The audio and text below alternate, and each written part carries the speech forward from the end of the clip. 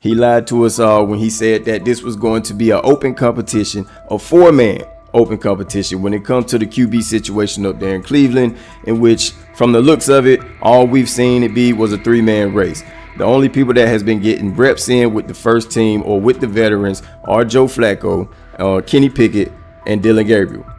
We've never seen my boy Shedeur Sanders get a chance to get in. Even with him doing the things that he has been doing up there, he has yet to get in with the... Shedeur Sanders was caught off guard by Coach Kevin Stefanski's recent remarks, which have sparked talk of bringing in another starting quarterback. Commentators are debating whether Stefanski's comments reflect eroding confidence in Sanders or a brief lapse in judgment, but the rookie now faces intensified scrutiny over his role. The Browns, we got an analyst that says that Shedeur Sanders should have some kind of a ban, banishment of some kind. Come again? Say what? For what? And we've got, this would be more troubling. If I'm a Browns fan, and this is where we're going to start, potential dissension in the ranks of the front office and the coach. And over what? Quarterback. When a program's headline quarterback suddenly becomes the subject of sideline murmurs and quiet searches for replacements, the situation is unmistakable. It's a breach of trust. Shedeur Sanders, the passer who put Colorado back in national conversations with his production and profile, has just received a clear message that his job security is in question. Coach Kevin, the assistant previously considered to be in Sanders' corner, made remarks that ignited speculation about changing quarterbacks. Fans, analysts, and even Deion Sanders are now reassessing the team's unity and its true plan for the position. The comment was no accident. It was a deliberate signal that the staff may soon elevate a backup. For perspective, Shedeur Sanders did not step into ideal conditions last season. He was sacked so often that Colorado could have dedicated a locker to every opposing edge rusher who reached him. Could I possibly go to bat for Kevin Stefanski as a great head coach? No, I couldn't. Could you go at bat against him, saying he's a horrible head coach? No, I can't. I think that's why we fall in the middle. I think that's why in a lot of these discussions, and that's why a lot of the rankings, you see him right now in that 15 to 20 range, somewhere in that middle pack of NFL head coaches. I've said earlier, Kevin Stefanski has already been given more head coaches than any coach I've ever seen in Cleveland. Starting with the decision to move on from Baker and him clearly still having another level to get to in Tampa. Last season, Shedeur Sanders often had to operate behind an offensive line that provided minimal protection, yet he still delivered precise throws and critical drives. At times, he seemed to be carrying a struggling roster almost on his own. Despite the constant pressure, he never complained, never threatened to transfer, and never acted entitled. He remained with Colorado because he trusted the program, trusted his father, and believed in the team's larger mission. That loyalty is why Coach Kevin Stefanski's recent statement that the quarterback competition is wide open struck so sharply. The remark implies that Sanders' starting role is insecure, as though the player who absorbed countless hits while holding the offense together is simply another name competing with walk-ons and first-year athletes who are still learning the cadence. This goes beyond ordinary coach language about fostering competition. It introduces genuine uncertainty about the staff's confidence in Sanders and invites speculation that Colorado is actively assessing outside options through the transfer portal. By characterizing the position as vacant, Stefanski has planted seeds of doubt that could quickly evolve into rumors and undermine the stability of the locker room. I'm sorry, but when it comes to quarterback, I'm going to defer to my head coach, generally speaking, especially one with Stefanski's track record and how he's viewed across the league. So this is interesting because it tells you Kevin Stefanski's not a Shedeur Sanders guy. And it also tells us who made these picks. Exactly. The Cleveland Browns made a rather awkward decision in the NFL draft, opting to take quarterback Dylan Gabriel in the third round, well before he was expected to fly off the board. Then 2 rounds later, the Browns took fellow quarterback Shedeur Sanders. So what exactly is going on? Discussion has begun about whether Colorado is actively evaluating another quarterback and preparing for life after Shedeur Sanders. Analysts are debating whether Coach Kevin's move is calculated strategy or a misstep that jeopardizes team stability. Sanders remains a top NFL prospect, Deion Sanders' son, and the program's public face. His highlights dominate social media and his jerseys outsell the team's victories. Yet he is once again being asked to reaffirm his position. We've got news. Got news. About my Cleveland Browns. We've got an oblique problem. Obliques are big deals, especially when it's your quarterback. Now, he might be 4th on the depth chart, but he was number 1 in the preseason game last week, and he did a great job. 138 yards, 2 touchdowns. Shedeur Sanders has an oblique injury. That is not good. I do not like this. I hate this because I want to see more reps for Shedeur Sanders. Shedeur Sanders, a projected breakout this season, has been sidelined unexpectedly. The Browns coaching staff confirmed an oblique injury significant enough to keep him out of all activity. No reps, no drills, no warm-ups. Concerns are rising about how this may affect his momentum and force adjustments to the team's plan. The focus now is his recovery timeline, the impact on his development, and the next steps for the quarterback depth chart. Browns rookie quarterback Shedeur Sanders injured his oblique during practice today, putting his status in doubt for Saturday's preseason game against the Eagles. He's the latest quarterback on Cleveland's roster who has dealt with a health issue, joining fellow rookie Dillon Gabriel and Kenny Pickett.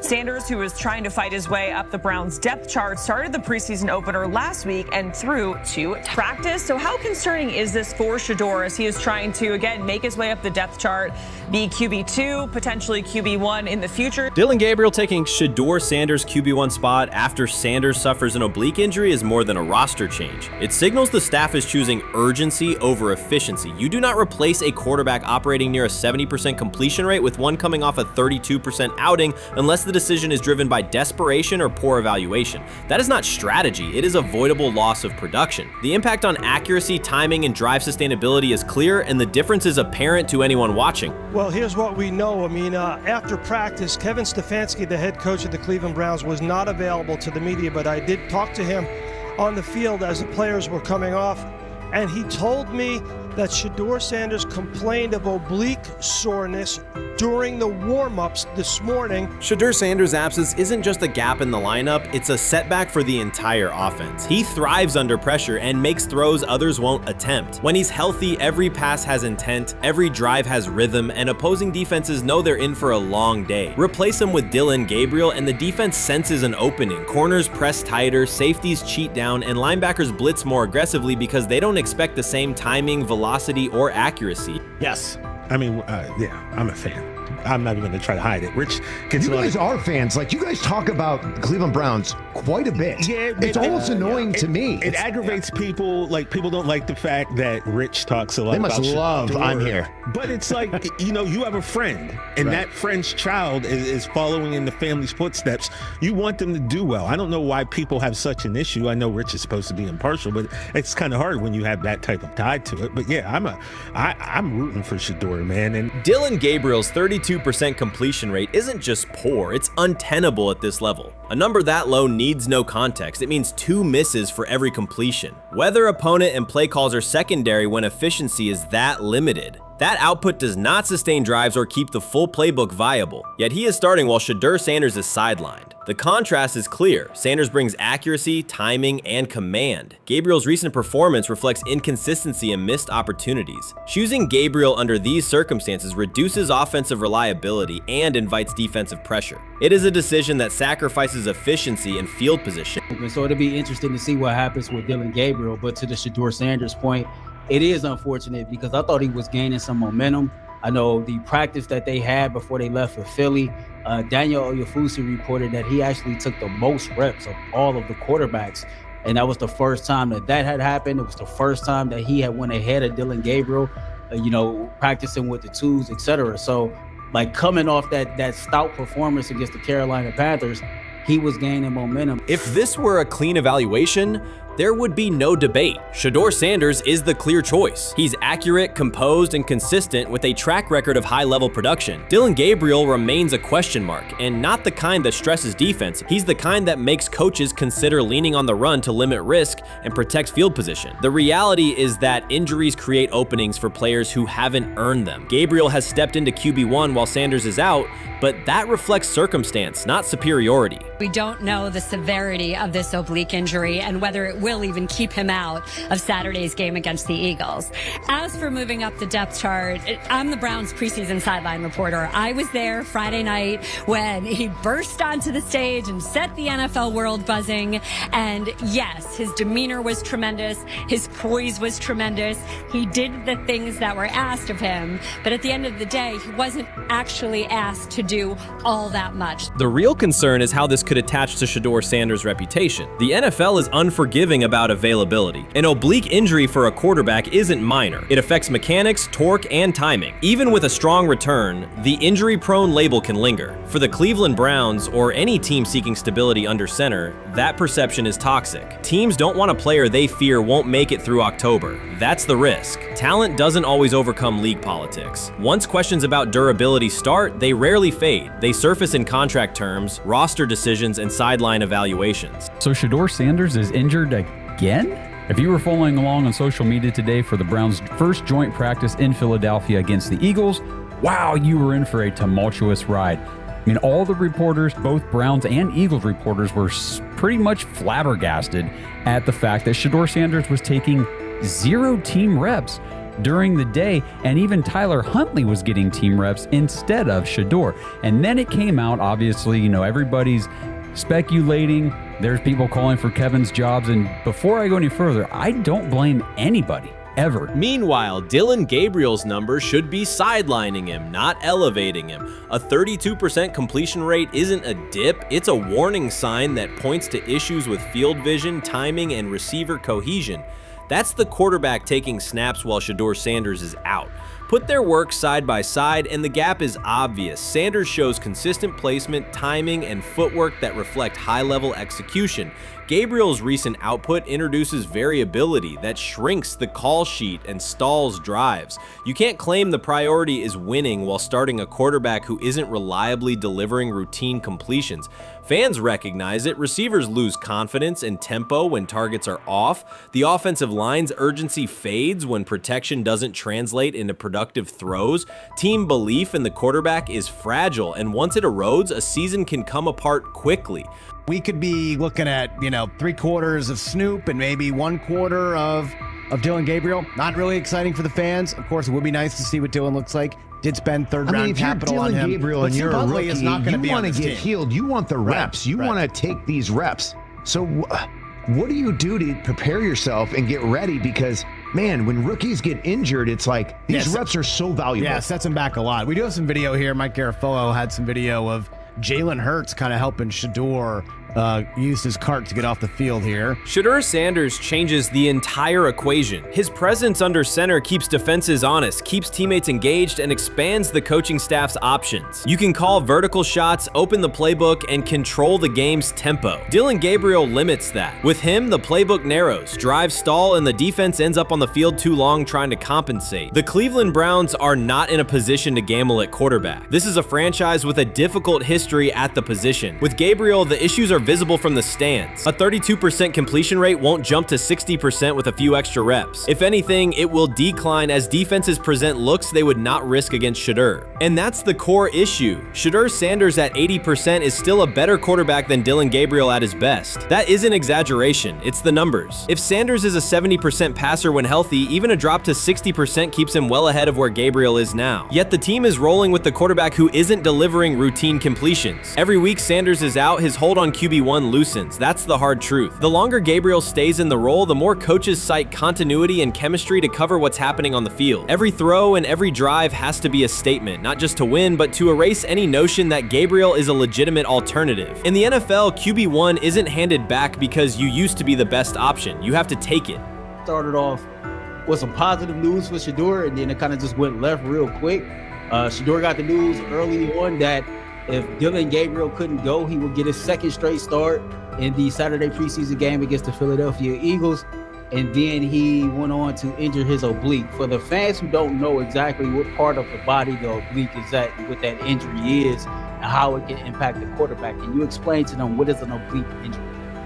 It's like up in this area, right? Well, you can't see me, but like right up in here, when you go to throw, like obviously that's all that. So the truth is straightforward. The Cleveland Browns, or any team in this situation, aren't going anywhere meaningful with Dillon Gabriel under center. You can frame it as progress and point to selective highlights, but reality will level it out, and by then the season is already slipping. Shedeur Sanders is the difference between a team with a path forward and a team playing out the schedule. He reads coverages, delivers on-time throws, and forces defenses to respect every level of the field. Gabriel turns the offense into guesswork. The NFL is built on results, and the results are clear. Gabriel's 32% completion rate functions as a warning sign. It doesn't need context, a clinic, or a film session to explain. It signals inefficiency that stalls drives and compresses the playbook. Yet he has been handed the role Shedeur established through precision, composure, and production. That decision undercuts the stated goal of winning. With Sanders, the offense retains structure, rhythm, and threat. With Gabriel, it narrows and exposes the defense to longer stretches on the field. Grab hold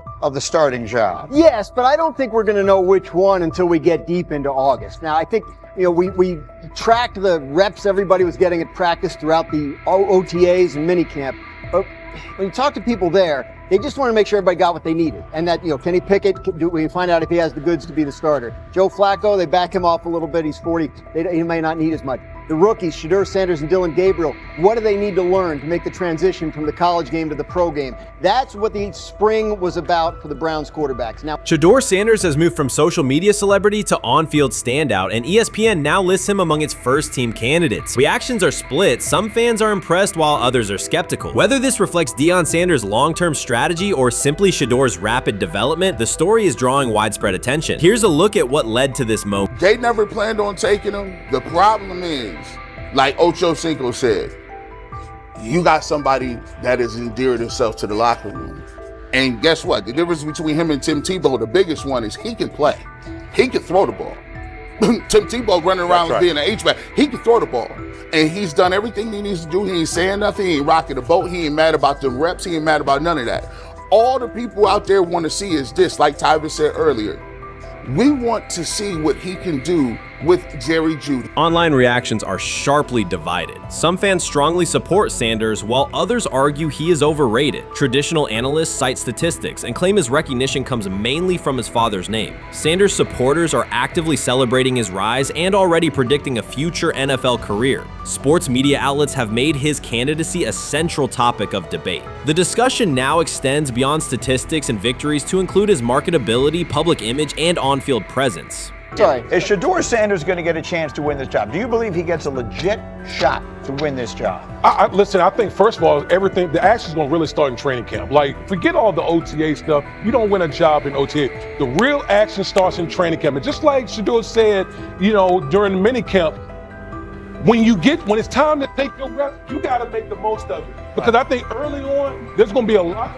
Remember, Joe Flacco didn't hardly practice in OTAs and mini camps because they were giving the young guys. Right. So when he gets his opportunity, he's going to have to make the most of it. Analysts are closely reviewing game footage to evaluate Sanders' decisions and mechanics, while others examine his social media activity to see how he balances content creation with quarterback duty. Shedeur Sanders' placement on ESPN's early first-team list has taken over the college football conversation. Supporters circulate his highlights and argue that his on-field production and leadership justify the honor. Skeptics claim the recognition relies too heavily on his family name and question whether his resume is strong enough for first-team status. Analysts are rewatching game footage to assess his reads, accuracy, and pocket presence, while others examine how he balances a high-profile social media presence with quarterback responsibilities. The debate has pushed other storylines, such as conference realignment and NIL issues, into the background, leaving fans and commentators focused on Sanders' performance, marketability, and overall impact on the sport. I'll keep saying it.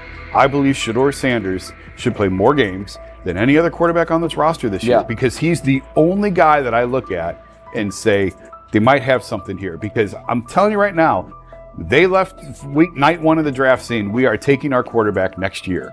So it's on Shedeur or Dillon or Kenny, probably not Joe, to change their mind. To change their mind. But you got to find out. You You've gotta got to find out. Opinions differ on whether Sanders is benefiting from his family name or simply showing real progress, but the attention is undeniable. Social media is flooded with edited images elevating him to legendary status. Critics argue the first-team nod is driven by hype and marketability, while supporters point to his flashes of strong arm talent, field vision, and decision-making. Regardless of motive, the announcement has dominated the football news cycle and intensified debate over how much of his rise is performance-based versus media-driven. Highlight reels rarely show Sanders' turnovers, late-game mistakes, or inconsistent stretches. Being named to a first-team watch list suggests sustained dominance, something Sanders has displayed only in flashes. His selection appears driven as much by brand recognition and media appeal as by performance. ESPN's decision has intensified debate. Data-driven critics post statistics that question his resume, while passionate supporters predict awards and future NFL success. Commentators recall a time when first-team consideration required years of proven excellence. Yet many fans already see the announcement as confirmation that Sanders is on track for major college football honors. Shedeur Sanders has earned first-team reps when training camp commences later in July. I'm not saying like he's the first guy up when you do 11 on 11s, day 1, 2, 3, 4, 5 of training camp. I'm not necessarily saying that. But he's the one quarterback that we didn't get a chance to see take reps with the ones. But I think Shedeur has a chance to like make this conversation interesting if he gets those reps with the ones and he has the same success that he did with the 2s, the 3s, and the 4s.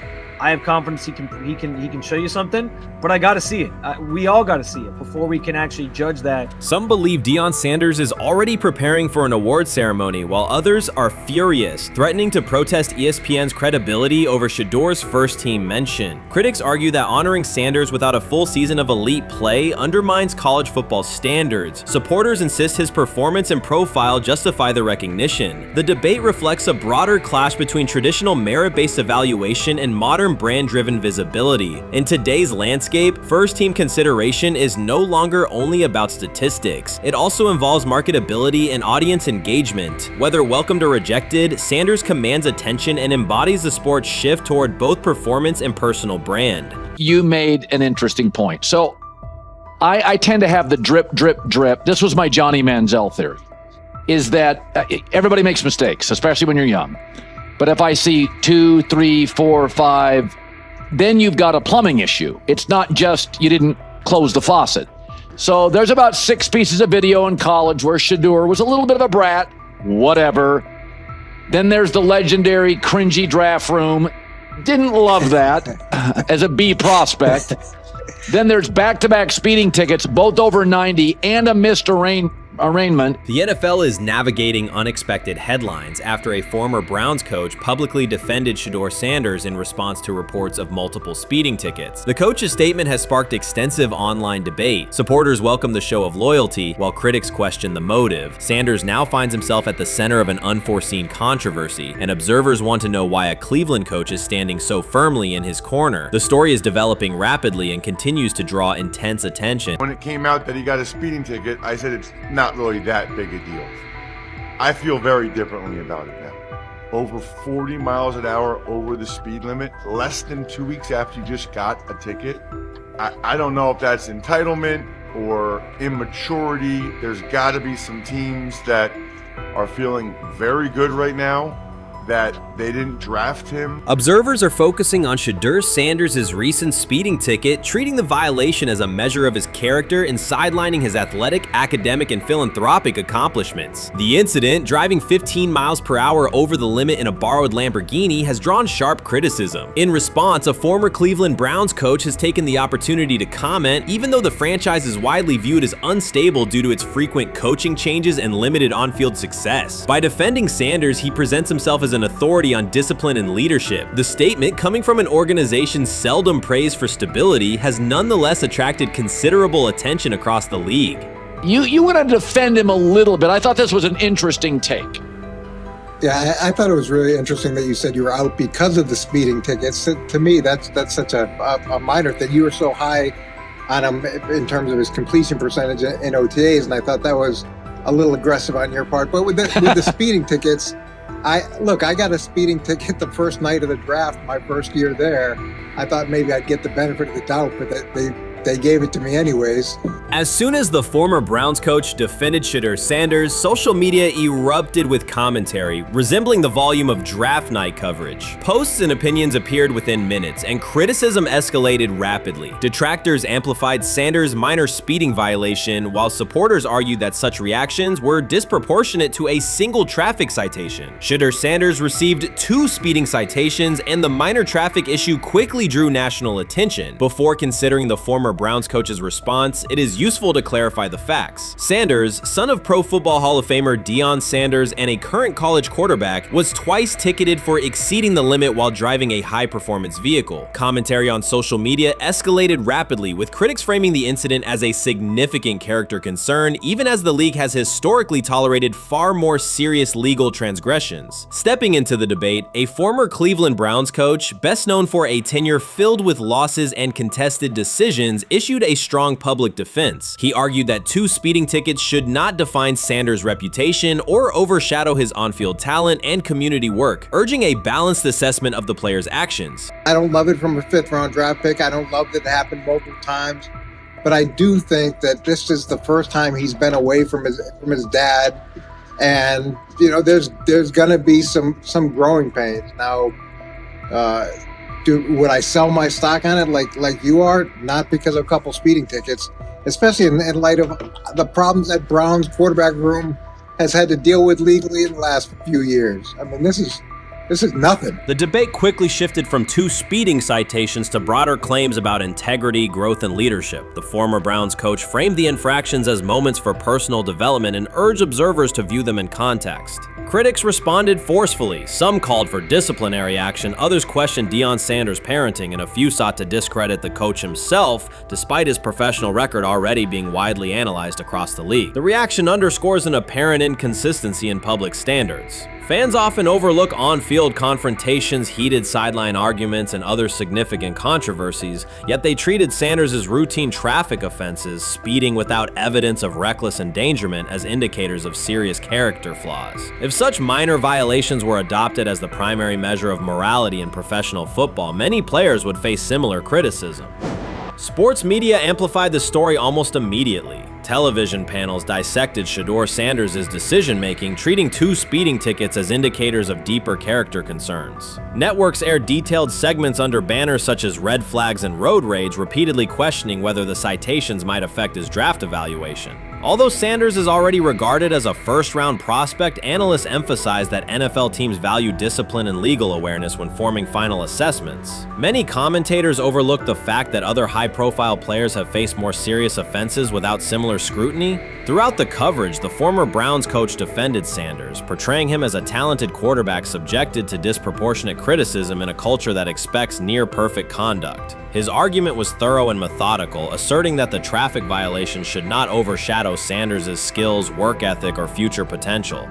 Commentators point out that the coach's intervention was not entirely selfless. He recognized the publicity potential. One day he was an overlooked figure from a struggling Browns era. The next he was a trending name across sports media. The discussion quickly expanded beyond Sanders' speeding citations to questions of image management and narrative control. Critics demanded disciplinary measures, public apologies, team sanctions, and formal statements. Yet their objections seemed directed less at the traffic infractions themselves and more at Sanders' high profile, confidence, and resistance to traditional expectations. In practical terms, Sanders' brand remains intact. The coach secures renewed relevance, and the episode supplies another headline in the ongoing story of modern football. The next time Sanders is seen in a high-performance car, the debate will likely reignite, focused not on speed limits, but on the broader culture of the league. Meanwhile, new voices continue to join the conversation. Broadcaster Colin Cowherd has already weighed in, offering his own reassessment of the incident and its broader implications. Breaking news, Shedeur Sanders last night was pulled over going 100 miles per hour. All right, he clocked 101, 41 miles an hour over the speed limit in Cleveland. He will have the opportunity to fight the ticket in court. Now, I'm not exactly sure where he was pulled over, whether or not that it was in Ohio or whether or not that it was in his home state. But typically when you're going 40 over, that's flirting with the line of reckless driving. Folks, I gotta tell you, I don't understand what it is with these young men driving at absurd speed. Colin Cowherd's view of Shedeur Sanders shifted abruptly. Days after praising the quarterback's poise and skill, he appeared on air to declare that Sanders is overhyped, unfocused, and distracted by celebrity. The reversal was immediate, without any gradual reconsideration. Cowherd now frames Sanders' 2 speeding tickets as evidence of poor judgment, even though he has defended other quarterbacks facing far more serious off-field issues. The sudden, wholesale withdrawal of support leaves viewers questioning the consistency of Cowherd's criteria and illustrates how quickly media narratives can change when minor incidents receive outsized attention. This is okay. Okay. How much of this is? I mean, Jimmy Haslam has his hands all over Manziel, has his hands all over Deshaun Watson. Admitted it, man enough to admit it. I saw the reaction in the draft room when they took Shedeur Sanders. Pretty obvious it wasn't the coach and the GM's pick. How much is this? This team has 8 last place finishes in 13 years owning it. How much of this is we don't have a very good owner here like Washington, D.C. and the Commanders? Yeah, I didn't love the owner stepping in and saying, you got to take this guy in the 5th round. And I doubt they'll ever admit to it. While Colin Cowherd urged teams to move on from Shedeur Sanders, former Browns coach Eric Mangini offered a more measured response. Mangini, whose tenure in Cleveland was marked by mixed results, used his platform to provide context rather than condemnation. Instead of sensationalizing the speeding violations, he encouraged viewers to consider Sanders' circumstances. A 21-year-old quarterback whose life is scrutinized both on and off the field. Mangini acknowledged that the tickets were mistakes, but emphasized that they do not by themselves define Sanders' character or future. He noted the extraordinary attention athletes received today, combining the responsibilities of quarterback, public figure, and social media presence. Under such pressure, missteps are magnified, and criticism multiplies quickly. Mangini concluded that any evaluation of Sanders should weigh the totality of his behavior, performance, and growth, rather than isolate 2 traffic citations as decisive evidence of poor judgment. What do you think is happening in Browns camp? What do you think is going to happen there? Before I let you go, Lewis. You know, I think it really does all depend on how Kevin is able to, as it relates to Shedeur, work him in enough. Well, one, Shedeur has to earn the right for Kevin and the staff to have discussions about, hey, we got to get him more reps with the 1s and 2s. We got to get him more reps with the 1s and 2s when we're going team period, not just walk through or not just 7-on-7 team. Louis Riddick reacted sharply on air after viewing practice footage from the Cleveland Browns. The clip showed quarterback Shedeur Sanders executing a string of precise throws while the Browns head coach watched with a broad smile. Riddick questioned whether the session was focused on evaluation or celebration, arguing that visible enthusiasm from the staff could cloud objective assessment of a rookie's progress. Earlier in the segment, Riddick's tone had been measured once the Sanders highlights appeared. He criticized the perception that a routine practice was being treated like a marquee event. He stressed that coaching reactions should remain subdued until performance translates into game situations. Riddick concluded by calling for accountability and asking the Browns to clarify how they plan to manage expectations for Shedeur Sanders as training camp continues. Couldn't imagine me myself saying, hey, you know what, as someone who has been at the very bottom to try and ascend to like some level of success, I could never imagine going, you know what would be really cool? I'm gonna play a joke on someone like this and pretend that I'm a GM and I'm drafting you when actually I'm not, and then I'm gonna hang up and just giggle about it. I mean, what the hell are we doing? Seriously, what are we doing when we think that kind of crap is funny? I don't know. Trying to get likes on TikTok. I don't have the right words for it.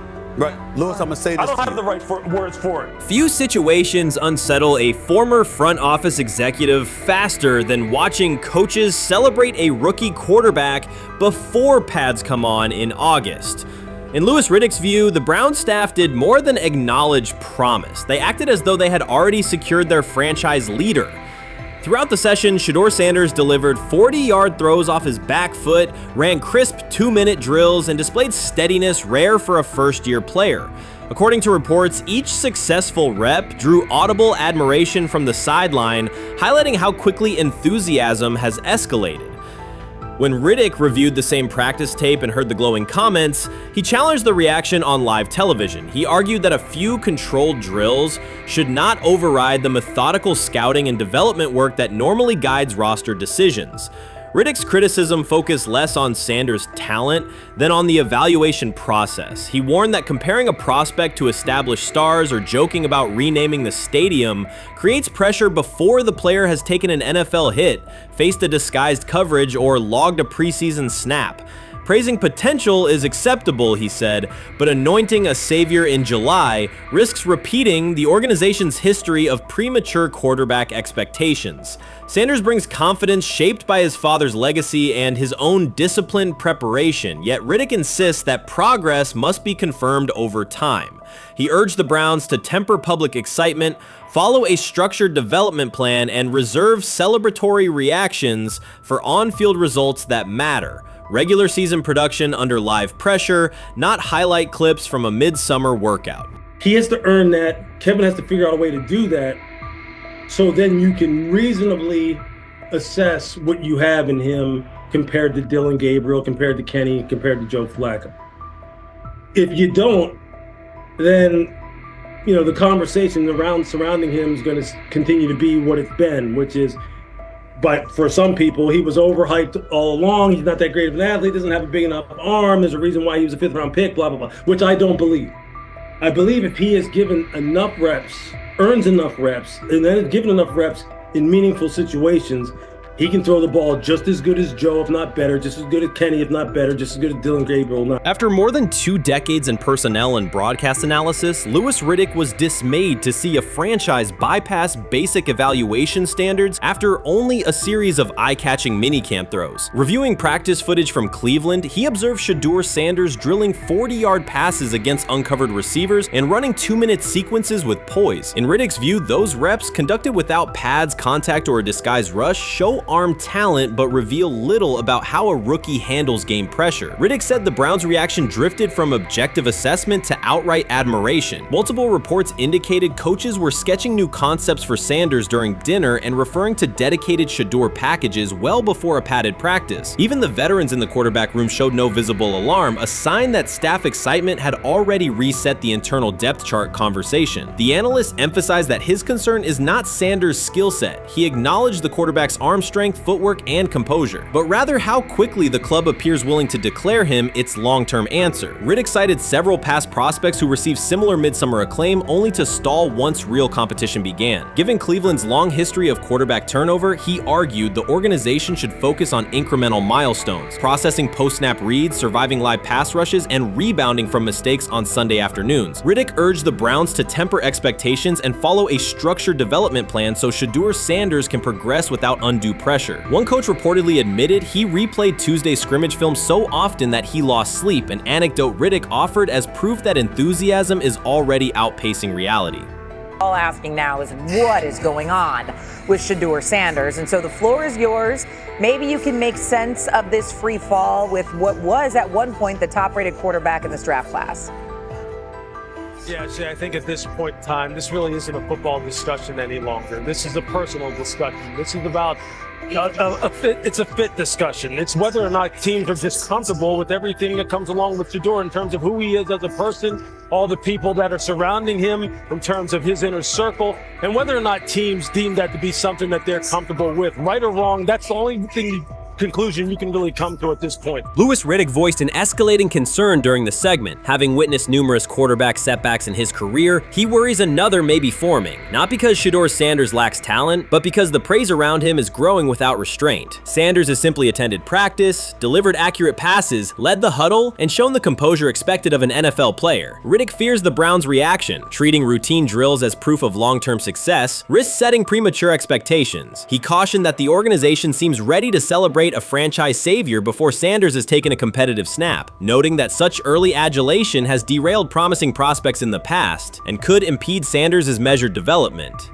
Shedeur Sanders doesn't ask for excuses. He hasn't blamed limited reps, patched together receiver groups, or fourth-string offensive linemen struggling against Cleveland's second-team defense. He shows up, works, and demonstrates why he belongs. On day 3 of Browns training camp, for the first time since OTAs, he finally received something close to a fair opportunity. He lined up with the second unit during an 11-on-11 period and made the most of it. In 8 plays, he did what he typically does when given a chance. He executed. He went 2 for 2 on a quick series, series, finishing with a decisive throw to tight end Blake Whiteheart that immediately caught the sideline's attention. There was no hesitation in his drop, no unsettled feet, and no panic. Just firm, accurate timing and clean operation. It raised an obvious question. What has taken so long for the Browns to evaluate him with a functional group? The story isn't only about one throw, it's about the delay before it. Sanders has been the guy for most of his football life, commanding high school programs, starring in the Southwestern Athletic Conference at Jackson State, then operating under national attention at Colorado. For the first time, he's been told to wait. He has treated that reality as part of the job rather than a setback. He has prepared like a professional since the moment he arrived, and on the third day of camp in heavy heat, he let the football represent his case. While coverage focused on the veteran presence of Kenny Pickett and Joe Flacco, Sanders made an impression with minimal volume. The difference with the second team was immediate. Protection held up, routes were on schedule, and progressions unfolded as designed. Within that structure, he looked like the quarterback who led efficient offenses at Jackson State and Colorado. Calm in the pocket, decisive in his reads, and accurate to tight windows. This was not simply a good practice period, it was a clear statement. He was not just operating the script, he was directing it. The timing was sharp, the reads were clean, and the seam throw to Whiteheart was a high-level anticipation throw, professional in placement and pace. The narrative around Sanders should reflect that when he is placed in a workable situation, his strengths are visible. Early work with 4th unit personnel included protection issues and unreliable spacing. With the 2nd unit, those variables stabilized and his work looked consistent with his resume. The performance supported a straightforward conclusion. The evaluation should move forward with higher quality reps. Sanders has been explicit about his approach. He does not request special treatment. He intends to be prepared so that when an opportunity appears, he can step in without a drop-off. He has said he wants to be ready for anything and not offer explanations after the fact. That mindset fits what teammates and coaches have observed. A quarterback focused on the assignment, not the conversation around it.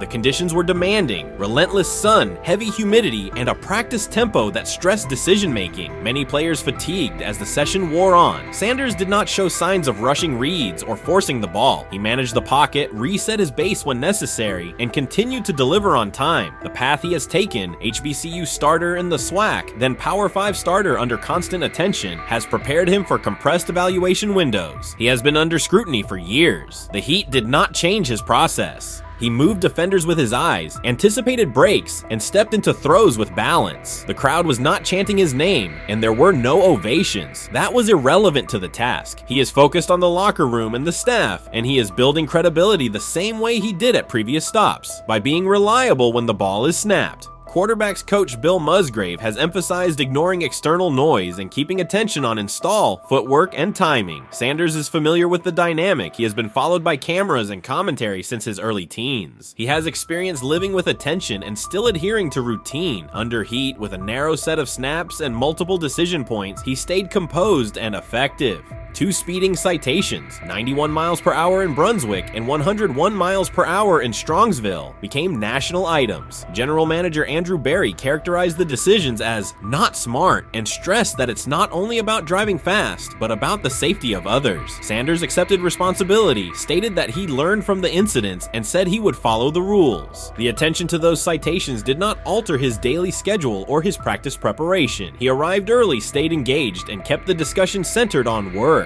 Away from the field, he spent time at Rainbow Terrace in Cleveland after a significant apartment fire, distributing supplies and checking on families affected by the incident. There was no formal media rollout around the visit. It was an instance of direct engagement with the community without publicity attached to it. That reflects the same approach he shows inside the building. Do the work first. Sanders treats each rep as if it might be his last for the day and his only chance to show a specific element on tape. He prepares for protections, cadence variations, route adjustments, and timing with a level of detail that compresses the learning curve. When he is not under center, he studies coverages from the sideline, charts plays, and reviews video before and after practice. He writes down the next day's calls so he can anticipate checks. He has referenced using virtual simulation tools to replicate snaps he does not receive physically. That is not a passive stance, it is an active attempt to reduce the distance between classroom and field. He is building relationships across the roster, not just with projected starters. He communicates with defensive defensive backs to understand what they see and how they react to certain stems. He spends time with offensive linemen to align on cadence and protection calls. He connects with newer players away from the facility so that communication improves in practice. That is practical leadership, consistent, low visibility work that becomes obvious when the ball is snapped and the operation is smooth. 3 days into camp, a central question remains. Why hasn't he taken a first-team rep? Flacco has seen work. Pickett has seen work. Dillon Gabriel has been cycled in. Sanders has remained behind all three on the depth chart while producing efficient periods when provided stable support. Head coach Kevin Stefanski has not publicly detailed the plan for distributing first-team snaps among the quarterbacks. When asked, Sanders answered that it is not his place to comment on rotation decisions. That response aligns with his day-to-day conduct, respectful, professional, and centered on the next assignment. The staff is managing a room with a Super Bowl MVP, a former first-round pick, multiple rookies, and a new set of combinations on the offensive line. That creates a set of decisions about exposure, pacing, and evaluation windows. Within that context, Sanders has presented a clear case for additional evaluation. He has shown he can execute the offense as designed when the variables are standard. Musgrave has a long-standing connection with the Sanders family through his time as a teammate of Deion Sanders in San Francisco. That familiarity supports direct communication. It does not guarantee anything about the depth chart, but it does help streamline teaching, feedback, and expectation setting. Inside the defensive back room, veterans such as Denzel Ward have provided perspective on timing, leverage, and eye discipline that Sanders has incorporated into his preparation. He is operating without the immediate family structure that defined his college environment. Away from his brother Shiloh and his father Deion, he is managing his own housing, nutrition, recovery schedule, and all the smaller tasks that accompany an NFL routine. Those adjustments matter because they influence consistency across a long camp. He has treated those responsibilities as part of the job rather than distractions, which is reflected in a steady daily approach. What he showed on day 3 with the second unit was not a surprise to those who have tracked his prior work. It was a continuation of a profile, efficient sequencing, clear timing, and consistent ball placement when protections and routes hold up.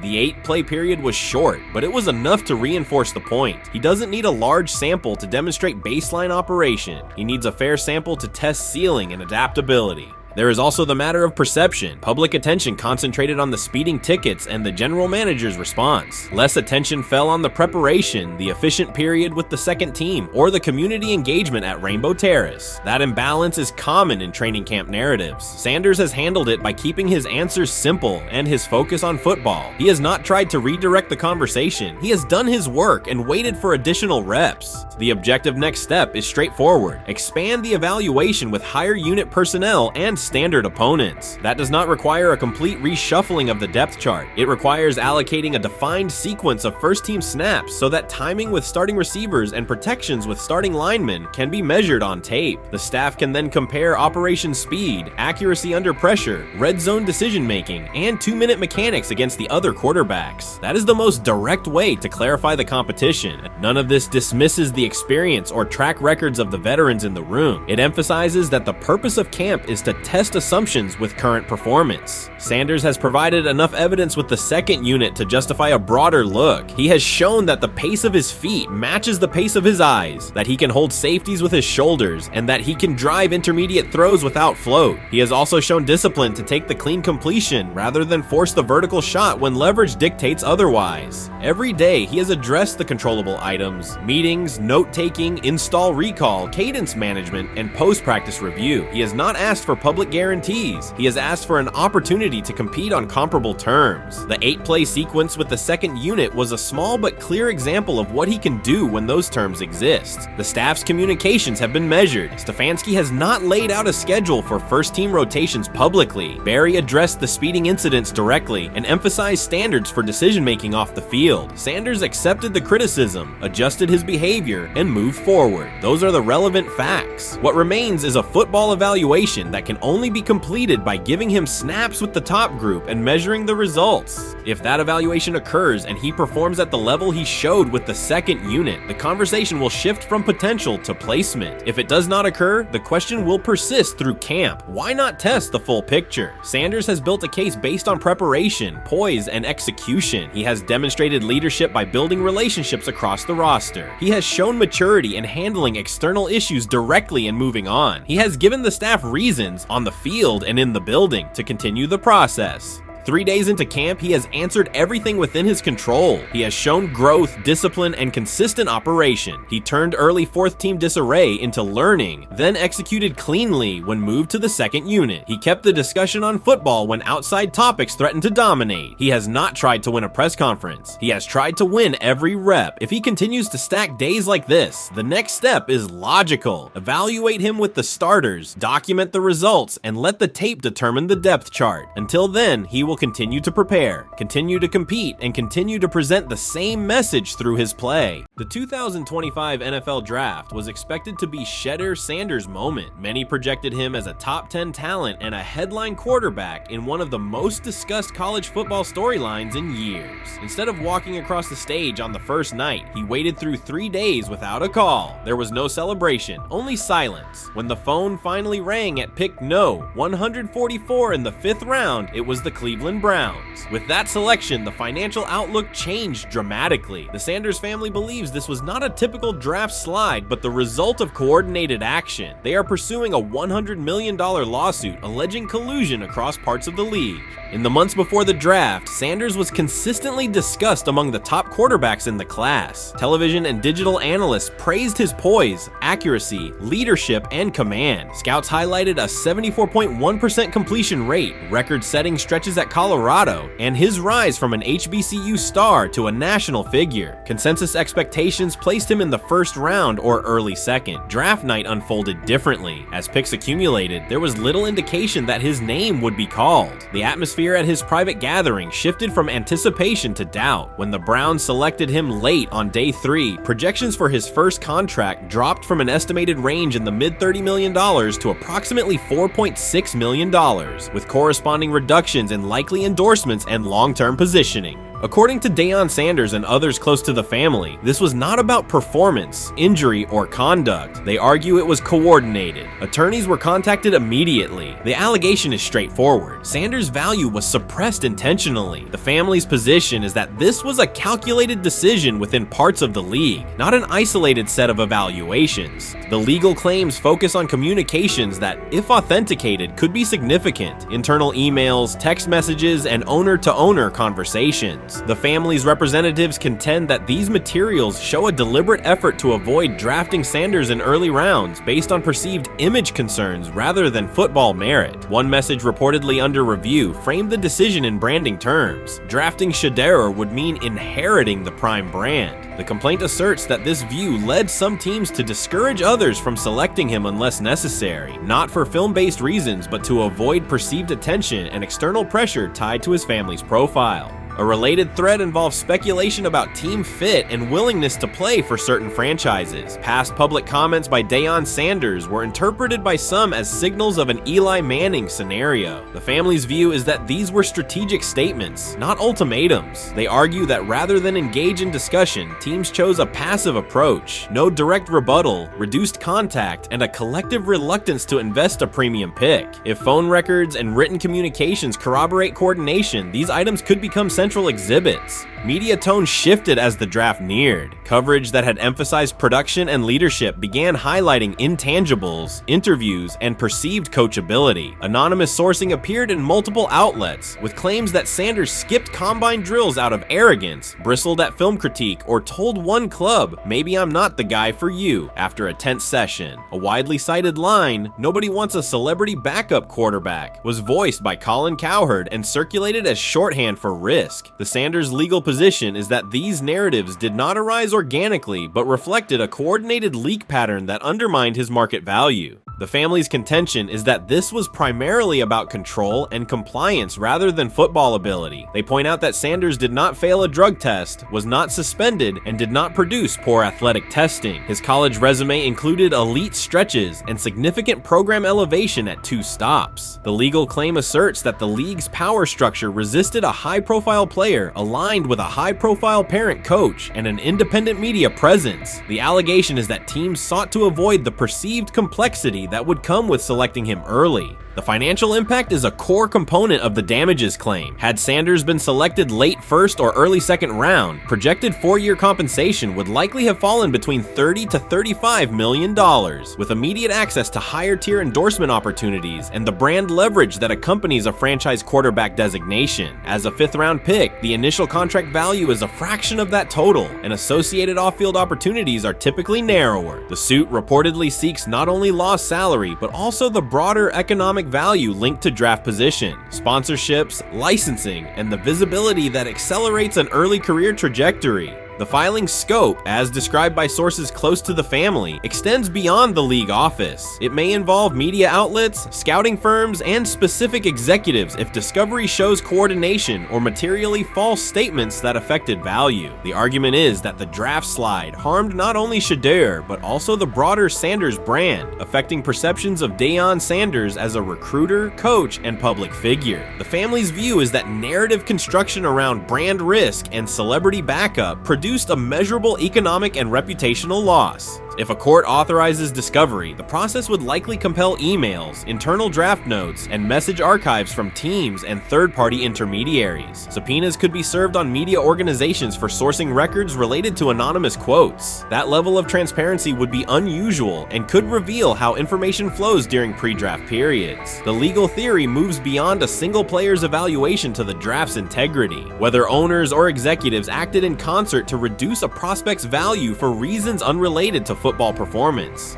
The league has not publicly addressed these specific allegations. Background comments from executives characterize the claims as overreach. The family's camp maintains they have documentation sufficient to proceed. The comparison points referenced by observers include Deflategate, Spygate, and the Colin Kaepernick grievance, not because the facts are the same, but because of the potential scope, policies, practices, and the balance of power between the league and individuals challenging its processes. Another dimension of the dispute involves how the NFL perceives Deion Sanders, Coach Prime, and the autonomy he promotes. He built a large media footprint around his programs at Jackson State and Colorado, elevated his players' profiles, and spoke openly about fit and leverage. The family contends that this visibility, combined with statements about preferred destinations, triggered resistance. The complaint frames the response as a preference for compliance and predictability over independent branding and public negotiation. The suit also addresses the pre-draft decisions that critics point to: skipping the Senior Bowl, declining full workouts at the NFL Scouting Combine, and candid interviews about team fits. The family characterizes these as strategic choices commonly made by top prospects, not evidence of entitlement. Their view is that similar decisions by other players did not produce the same narrative because those players fit more comfortably within league expectations. The risk calculus is clear. Bringing a suit of this magnitude invites professional consequences. The family acknowledges that some within the league may react negatively. Their position is that the principle at stake, transparent and fair valuation, warrants the risk. The message they intend to send is that manufactured narratives and coordinated devaluation should face scrutiny, particularly when they affect earnings, opportunity, and reputation. If the case advances, several outcomes are possible. The court could find insufficient evidence of coordination, limiting the scope to individual judgments protected as opinion. It could also find enough to proceed to broader discovery, which would have implications beyond one player, including potential changes to how teams document evaluations and how media handle anonymous sourcing close to the draft. Agents might push for reforms, including clearer guardrails around leaks and standardized prospect communication records. For now, Sanders is working within the Browns structure. He has avoided public escalation beyond confirming focus on preparation and development. The lawsuit is a separate track managed by counsel. This dual approach, professional routine on the field and legal action off it, reflects the family's strategy. They intend to contest the process they believe harmed him while meeting club expectations day to day.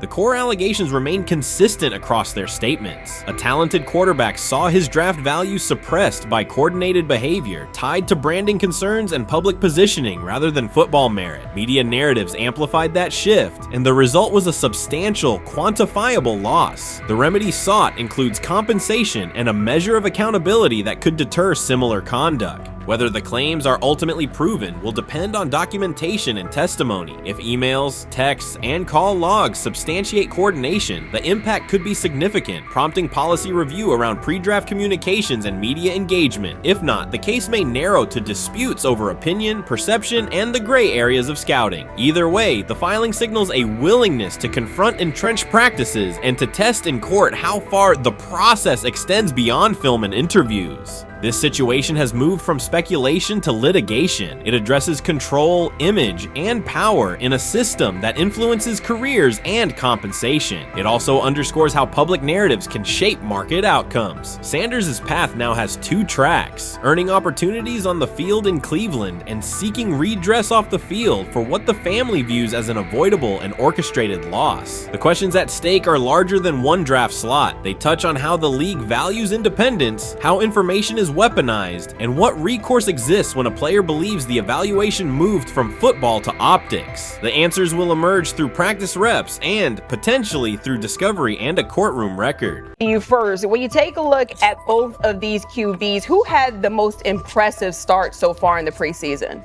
Well, to me, it was Shedeur. I didn't see any interceptions when he was out there. Didn't see anything like that. I mean, don't get me wrong. I don't think Dillon Gabriel did a bad job. I was impressed with the brother, but I'm going to go with Shedeur. You know, the pressure was on him. The spotlight was on him. Stephen A. Smith didn't just call out Dillon Gabriel. He held him accountable and made him rethink his comments. The moment Dillon Gabriel spoke and went after Shedeur Sanders, it wasn't a minor slip. He crossed the line and stepped directly into Stephen A. Smith's wheelhouse. And Smith answered with a clear, direct response that left no room for misinterpretation. The comparisons were emanating from the media more so than anybody else. And that's what I think, that's exactly who I think he was directing his comments towards. Having said that, Dillon Gabriel, respectfully, it was stupid. A very dumb comment to make.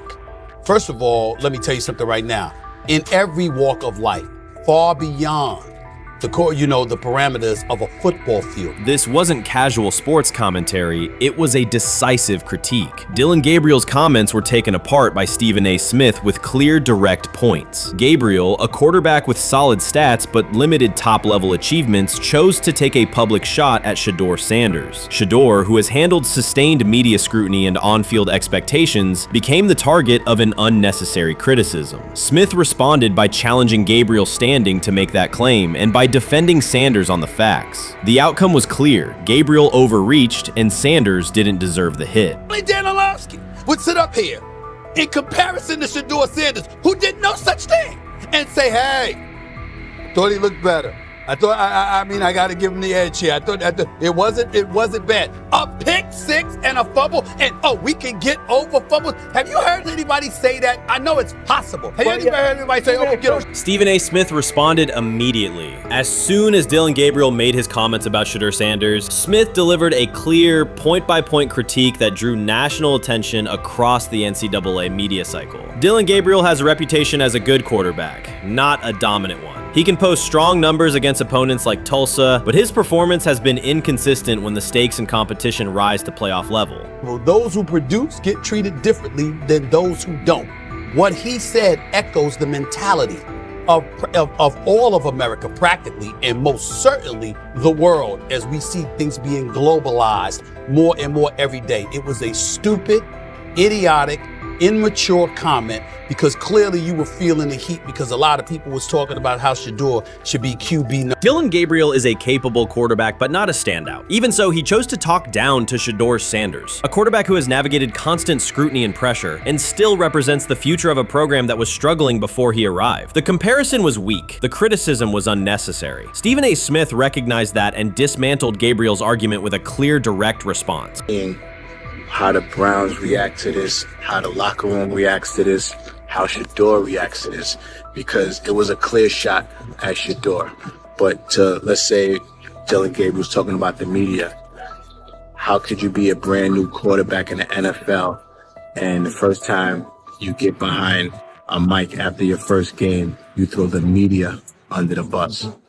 that's out of arrogance. Stephen A. Smith excels in moments like this. When Dylan Gabriel made his remarks about Shedeur Sanders, Smith responded with a focused, direct critique. He questioned Gabriel's standing to make that claim, noting that Gabriel has transferred between programs and has not been a Heisman finalist. Without theatrics, Smith laid out why Gabriel's resume doesn't justify taking public shots at Sanders. Smith's point was clear. Targeting Shedeur Sanders, a quarterback central to his program's future and consistently under intense scrutiny, was misplaced. Gabriel's criticism lacked the substance to support it, and Smith methodically showed why. Today on his 42nd I want you to be meaner. Birthday. That's number one. Number two, after the game, the Browns head coach Kevin Stefanski said there was a mix-up in the routes and that players were in the area that they shouldn't have been. Look at Stephen A's face. Look at Stephen A's face. Look at his face. Stephen A. Oh my Lord. The strength of Stephen A. Smith's response was that he didn't just address Gabriel's remarks. He challenged the image around him. Dylan Gabriel often presents himself as an overlooked contender ready to surprise. But the reality is that his profile hasn't commanded broad attention. It's a clear reminder that not every opinion carries equal weight. In defending Shedeur Sanders, Stephen A. was direct and precise. Shedeur isn't just a quarterback. He is Deion Sanders' son, which subjects him to scrutiny far beyond anything Gabriel has faced. Even under that pressure, Shedeur has maintained his composure, shown confidence, and delivered in key moments that helped revive a program many had written off. Stupidity, all of it. I thought it was a clear shot at Shedeur due to the fact that his Oregon coach threw a shot at Coach Prime and Shedeur during their meeting at Colorado last year. But you know what? The cream rises to the top. Let's see what happens this week. I see a lot of the media talking about they think it was about the media and not about Shedeur. And I think that's a chess move. For Dylan Gabriel to take shots at Shedeur Sanders was a miscalculation. Stephen A. Smith made the mismatch clear. Gabriel's attempt to shame Sanders was unnecessary and counterproductive. You don't target Deion Sanders' son when Deion has turned Colorado into primetime television. It underscored that Dylan Gabriel has often played with a chip on his shoulder because the spotlight hasn't followed him. He has been around long enough to compile numbers but not to earn broad respect. That's why going after Shedeur was misguided. Sanders, despite ups and downs, drives headlines. Gabriel's most notable headlines have been his transfers. Stephen A. Smith pressed that point without hesitation, challenging Gabriel's standing and leaving his argument looking like a forced throw that turns into a pick six. You know what? Still needs to thank me a little bit more for that restaurant I treated him and his family to because it was big time and stop embarrassing me by going places and trying to use coupons. That's how pathetic he is. The point is that a pick six and a fumble is usually considered a bad day. Stephen A. Smith didn't need to raise his voice to make the point. He presented Dylan Gabriel as a player whose talk outpaces his resume and defended Shedeur Sanders with clear comparisons. That's why he called Gabriel out so directly. The comparison wasn't just unfair, it was forced. Now look at Gabriel's record. The numbers are solid and he can win against average defenses, but the resume lacks defining markers. There's no sustained Heisman contention, no late season surge that reshaped the national picture, and no postseason moment that cements a legacy. The track record reflects steady production, not top-tier impact. That's the gap Smith underscored. Gabriel's criticism of Shedeur Sanders wasn't supported by what he has accomplished, while Sanders continues to carry a program under constant scrutiny. Let's see some of them step up and make some plays out there. Ain't no way. Gabriel Ain't no way. He's not built like that. No way. And this one is picked off and going back the other way. Oh my God, why did he stop playing? Now it's a foot race. And that is that. They told me bust out my AP, perfect timing. H-time, we about to get legendary. Shedeur start the next game, baby. Shout out Dylan though, you know what I'm saying? Bro, I love you, my heart. What am I bigger than cheese, bro? You know what I'm saying? But Shedeur got it. Shedeur Sanders is a national brand who draws viewers for both performance and result. Dylan Gabriel's attempt to diminish him read as resentment. And Stephen A. Smith called out the insecurity and lack of awareness directly. Colorado under Deion Sanders is prime time and Shedeur sits at the center of that spotlight. If Gabriel expected the sports world to agree while he took a shot at Shedeur, he misread the moment. Smith dismantled the argument and questioned the credibility behind it. Gabriel will move on. on. He'll keep playing, give interviews, and have fans, but this exchange will trail his media profile as a reminder of a misstep. It's a clear example of a resume that doesn't justify taking public aim at a quarterback carrying that level of scrutiny and responsibility. For the Cleveland Browns preseason game today is that the way that some white folks watched Shedeur Sanders last week is the way that some black folks were watching Dillon Gabriel today. And it's not Dillon Gabriel for Dillon Gabriel's sake. Most folks don't have a problem with Dillon Gabriel. It's what he represents, which is the disrespect of a black person for no other apparent reason than they are a confident black person. Dillon Gabriel thought he was aiming up. Instead, he was placed back among quarterbacks who are good but not great. Stephen A. Smith made the central point. Dillon Gabriel doesn't shape the conversation. Sports are about narrative as much as numbers, and Gabriel's story doesn't move the culture, while Shedeur Sanders does. Smith highlighted that contrast clearly. By the end, Gabriel's credibility had taken a measurable hit. The critique was decisive and sent a broader message to any player considering public shots at Shedeur Sanders. If you step into that debate, you will be held to a higher standard and your resume will be tested. Dillon Gabriel learned that the hard way. I view things as I got time. I got time to be able to grow and mature, and be able to understand the ins and outs of the defenses and be able to get the good insight from the vets in the room. So I look at it as, a plus. And whenever, it's time for me to play. Shedeur Sanders rolled into Browns camp and instantly made the whole practice feel like a recess pickup game. NFL vets suddenly looked like they'd forgotten the playbook and were just trying to keep up. With that being said, I see some balls coming out of Shedeur Sanders at that camp, and I'm like, kind of looks like a guy. Yeah, I'm ready. He can sling it. Ready to I see him, some of the veterans, how they talk to him, mic'd up, see what he's doing in the community. Talking about Njoku there? Njoku, Mike Knapp. Yeah, once you see, different little interactions and things like that, I know he has the talent. We'll see. It'll be a competition that usually brings the best out of guys, especially young guys. So I'm interested to see how that quarterback situation. Right after Shedeur Sanders tightened his cleats and the Browns settled in for what they figured was a routine camp day, the whole vibe tilted sideways. No blazing comet, no UFO touching down at midfield, just a swagger-charged quarterback striding in like he'd crashed the wrong league and thought, yeah, I'll stick around and run this show. The Browns had no clue what storm was rolling in. You'd expect an NFL team to do a quick scout, maybe pull up a highlight reel or two, but nope.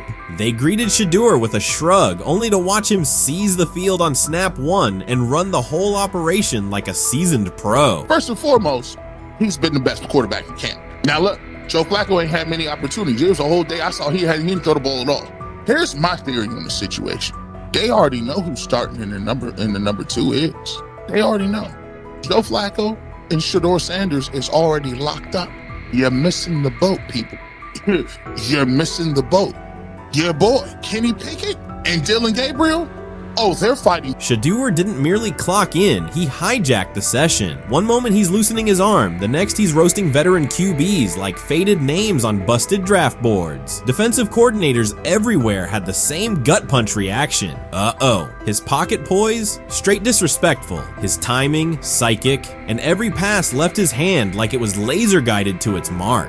While Shedeur Sanders was slicing up routes, the Browns secondary looked less like an NFL backfield and more like a gaggle of dads sprinting through a Saturday fun run. Big on enthusiasm, short on closing speed. Coaches fought the urge to slam the emergency horn. Players traded wide-eyed, "Are we serious?" stares, and someone even double-checked that a hidden camera crew wasn't about to pop out of the tunnel. But nope, this was pure Shedeur, half cold-blooded surgeon, half highlight factory. He wasn't dropping a casual "I'm here," he was crafting a masterclass. From the first rep, the tempo changed. Shedeur Sanders accepted the snap with steady footwork, diagnosed the Browns' single high shell, and delivered a tight window seam route that forced the free safety to recover late. Throughout the period, he manipulated leverage with quick shoulder fakes, moved through full field progressions, and released on time from a balanced base, consistently putting the ball on his receiver's upfield shoulder. Cleveland's coverage struggled on multiple fronts. Safeties hesitated between deep half responsibilities and underneath support, creating voids at 15 to 20 yards. Cornerbacks and off-man were caught in trail position when Sanders used rhythm throws on 3-step drops, while those who tried press technique had their inside hand neutralized by his receivers' outside releases. Linebackers widened to match shallow crossers, leaving the middle hook unguarded for pivot routes and option digs. One corner attempted a line of scrimmage jam. Sanders immediately immediately adjusted the route to a back shoulder fade, releasing the ball before the break and rendering the press ineffective. Over the session, he showcased pocket discipline, reclimbing to maintain throwing lanes rather than drifting, and finished with a series of anticipatory throws against cover 2 cloud, fitting vertical outs between the flat and deep half defenders. Sanders' combination of rapid post-snap processing, precise ball placement, and pocket efficiency exposed coverage mismatches at every level and highlighted communication gaps in the Browns secondary. By mid-session, the Browns defensive staff clearly recognized their calls were outmatched. Every adjustment, a roll to cover 6, a simulated pressure, a late rotate to 2 high, was neutralized once Shedeur Sanders confirmed the post-snap picture. Routes that had taken weeks to script were beaten by timing and location. Comeback set at 12 yards broke open before the corner's transition. Slot seam outs dotted the void between the flat and deep half defender, and boundary receivers beat press with quick hand techniques, receiving the ball before the trail man could recover. Sanders' command was methodical. He used cadence to freeze plug blitzes, re-ID'd the mic when linebackers sugared the A-gaps, and maintained a firm base so he could reset and fire without resetting his feet. His receivers benefited from that rhythm. Top of the stem, eyes back, ball delivered on their upfield shoulder, allowing immediate transition to YAC. The Browns front tried a late stunt to compress the pocket. Sanders climbed 2 steps, re-spotted the shallow crosser, and delivered in stride, turning a potential sack into a 20-yard gain. What stood out most was how little ramp-up Sanders needed. From his first series, he processed full field concepts at tempo, cycling through progression reads without hitching. The poise under interior pressure, consistency in ball placement, and ability to manipulate zone defenders left the Browns' coordinated disguise packages ineffective and forced them into static coverage by the end of the period.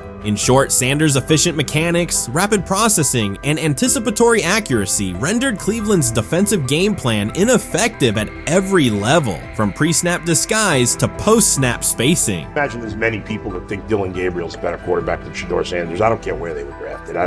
If the Browns are the one team that thinks that, then I'm going to suspect it's not true. They don't know what listen, they're I've doing. been on every quarterback evaluation for 30 years. Right. I never root against anybody. Yeah. But I'd be surprised if Dylan Gabriel's ever a legitimate starting quarterback for the Cleveland Browns. I'd be surprised. I just don't think. Well, then it is a wasted pick because you took him in the top 100.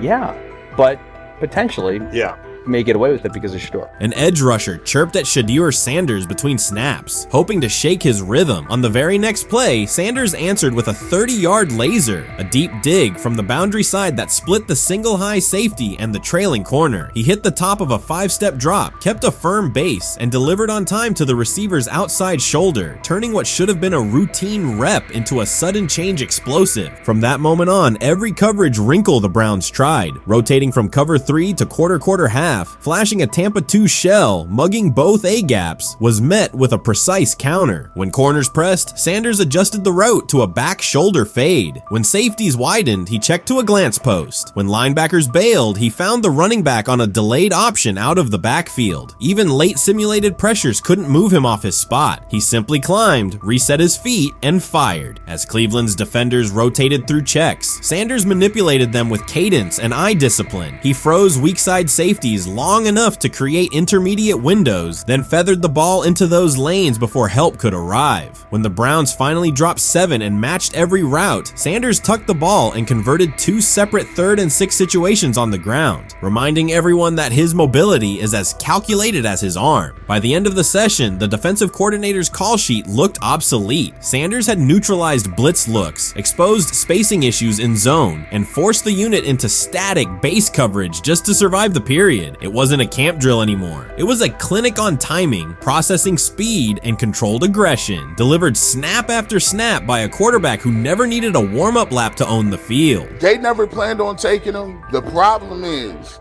like Ocho Cinco said, you got somebody that has endeared himself to the locker room.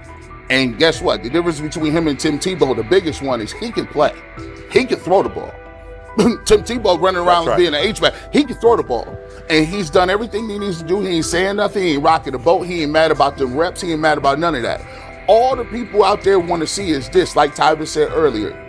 We want to see what he can do with Jerry Jeudy. That's it. I want to see what he can do with David Njoku. I want to see him with Junkins. I want to see him with the first running backs. If you are cooking, if you are beating down the doors with the 3s and 4s, guess what? You deserve more. From the first team period on, Cleveland's secondary looked a step slow. A deep third safety hesitated on a post-snap rotation, leaving Shedeur Sanders free to climb the pocket and fire a 22-yard out that arrived before the defender could plant and drive. The supporting cast around him, players fighting for roster spots, not Pro Bowl invites, benefited from his command. Sanders used tempo to control the defensive front, altered protections at the line, and located throwing lanes so quickly that one receiver didn't register the catch until he crossed the goal line. As the Browns tried new personnel groups, coverage busts multiplied. Starters slipped out for hamstring stretches while rookies rotated in, only to find the ball arriving on their blind side before they'd completed a midpoint squeeze. On a later 3rd and long, Cleveland finally closed the interior rush lanes, compressing the pocket with 3 defenders. Sanders pivoted through the traffic, stepped into a narrow escape window, and, without resetting his shoulders, whipped a no-look pass to the boundary curl for a fresh set of downs. The throw turned a potential sack into an explosive play and left the coaching staff scrambling for answers. The people who are fascinated by Shedeur for whatever reason, whether it's his play, I guess, last year was kind of fun. If you're just like a guy who grew up like loving Deion Sanders and passed that love on down to your kids, I can see why you're like that. The one thing I will give them is you're looking at this quarterback room. If you're a fan of Shedeur and say, why can't he go beat Dylan Gabriel or Joe Flacco or Kenny Pickett? So I do understand that part of it, right? Because why not? Why couldn't he be the Brown starter in October or November? That looks like a quarterback room where everyone will get a chance to start. When he led college football in completion percentage and he threw almost 40 touchdowns for over 4,000 yards, how tall was he? Because they make it seem like he shrunk all of a sudden, RC. Oh, how lively was his arm? Because all I know is somebody did that. Somebody threw for over 4,000 yards, somebody threw for almost 40 touchdowns, and somebody led college football in completion percentage. Now, I'm trying to figure out, what I try to figure out all the time, Mel, is how a guy that hadn't played football in almost 5 months. Shannon Sharpe has publicly defended Shedeur Sanders and criticized those questioning him. Sanders has earned higher recognition and some fans are responding negatively. Although there's debate about whether he belongs on a second team list, Sharpe maintains that Sanders' career is clearly ascending. Reactions on social media are mixed. Some users are angry, others are surprised, and a few say they anticipated this result. The conversation remains active. When reports confirmed that Shedeur Sanders had been elevated from second team to near top tier status, Shannon Sharpe issued an emphatic response. He delivered a detailed rebuttal to critics, underscoring why Sanders deserved the promotion and directly challenging those who doubted the decision. I don't think that he was underprepared during these meetings. I don't believe any of these stories that he showed up arrogant and that he was bombing his interviews. I mean, you watch the film, he's on time, he's on point.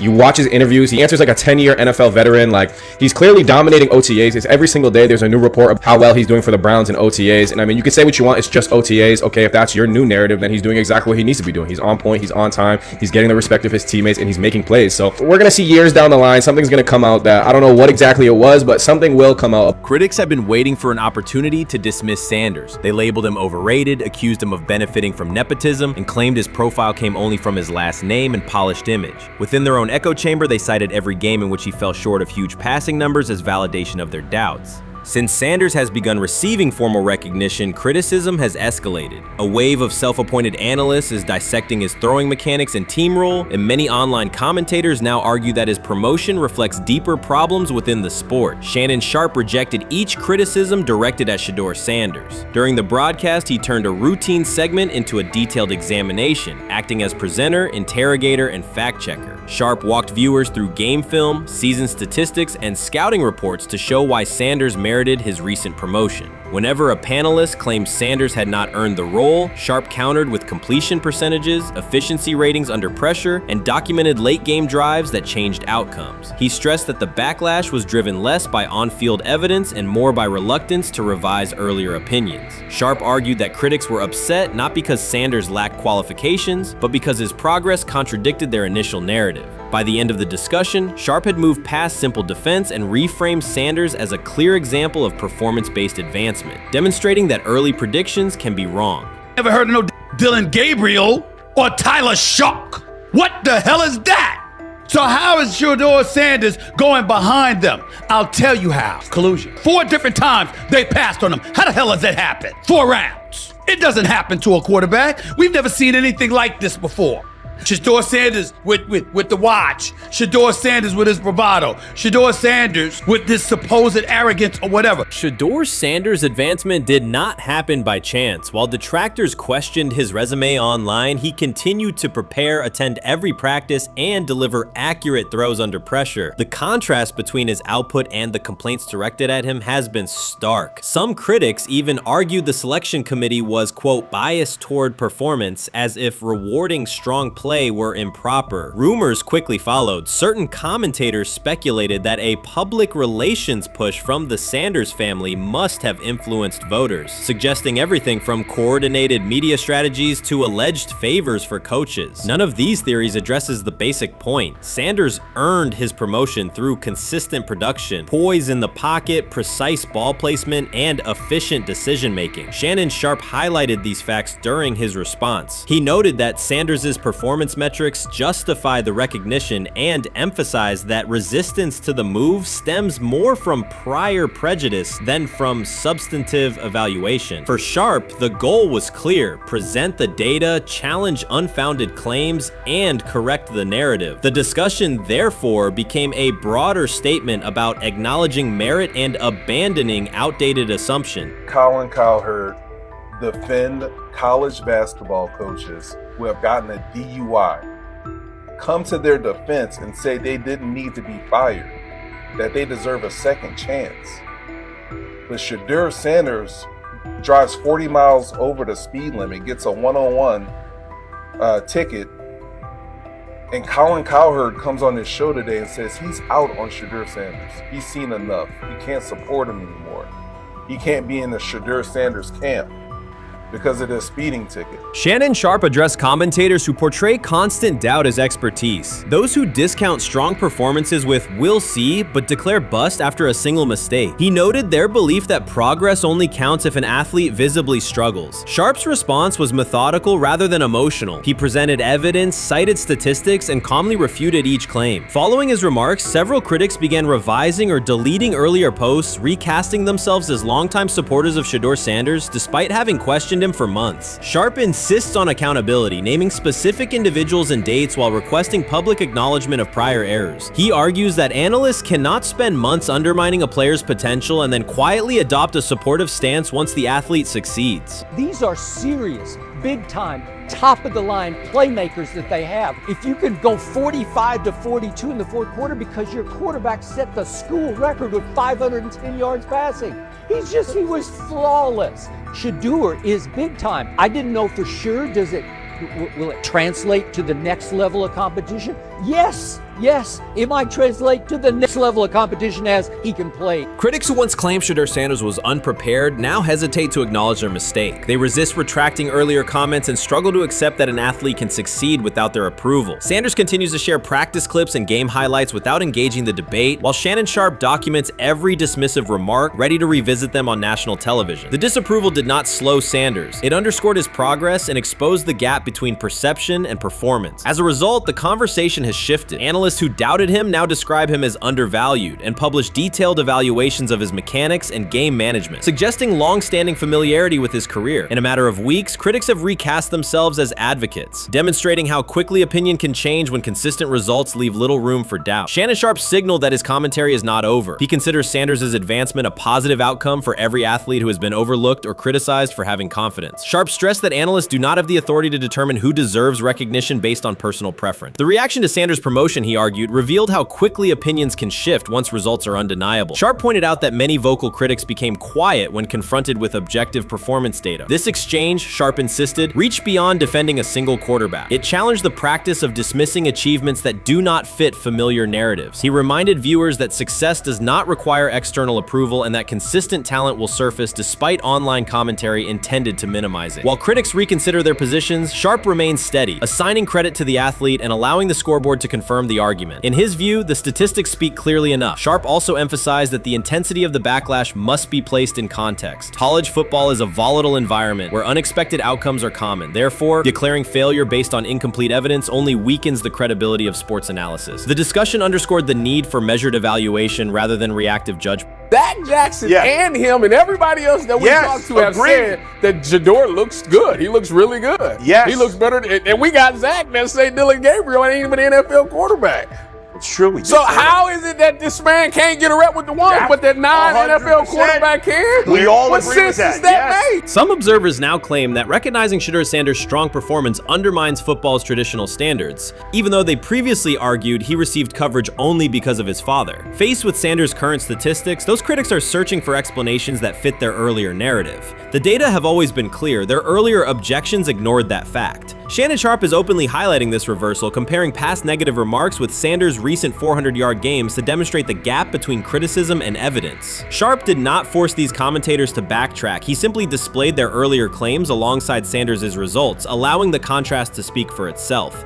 Sometime last week, and then, and I just tweeted that out again this morning, and then today, the Joe Flacco one got posted. So running through this, and then of course we'll still have Dylan will be next, and then Shedeur will come last. As training camp nears, Mary Kay Cabot is providing straightforward analysis of the Cleveland Browns quarterback competition. The starter has not been named, but she has moved away from her earlier skepticism of Shedeur Sanders and now acknowledges his talent and potential. Cabot explained that if Joe Flacco is chosen to start week 1, it will mean he is the most prepared to play immediately. This approach would also give younger quarterbacks such as Kenny Pickett time to adjust, refine their skills, and maximize their potential while Flacco handles the early workload. She added that a Flacco start would not prevent Sanders from earning the position later in the season. The depth chart remains flexible, and Sanders' continued development could put him in line for an opportunity as circumstances evolve. Cabot also noted that Pickett could win the job for week 1, but he must demonstrate he can integrate smoothly with the offense and perform reliably under pressure. The Browns want a leader who can control the huddle, execute plays efficiently, and maintain composure. Pickett's performances in upcoming practices and preseason games will be critical in determining whether he secures the starting role or Sanders ultimately takes the reins as the season progresses. Things like that. It doesn't mean that that Kenny can't swoop in there and steal that job by them, but he's really going to have to show that he has a complete mastery of this scheme and this system, and that they don't have to dial it back a lot to put him in there. So these will be some considerations, and I do think that that as the preseason goes along, it will become evident.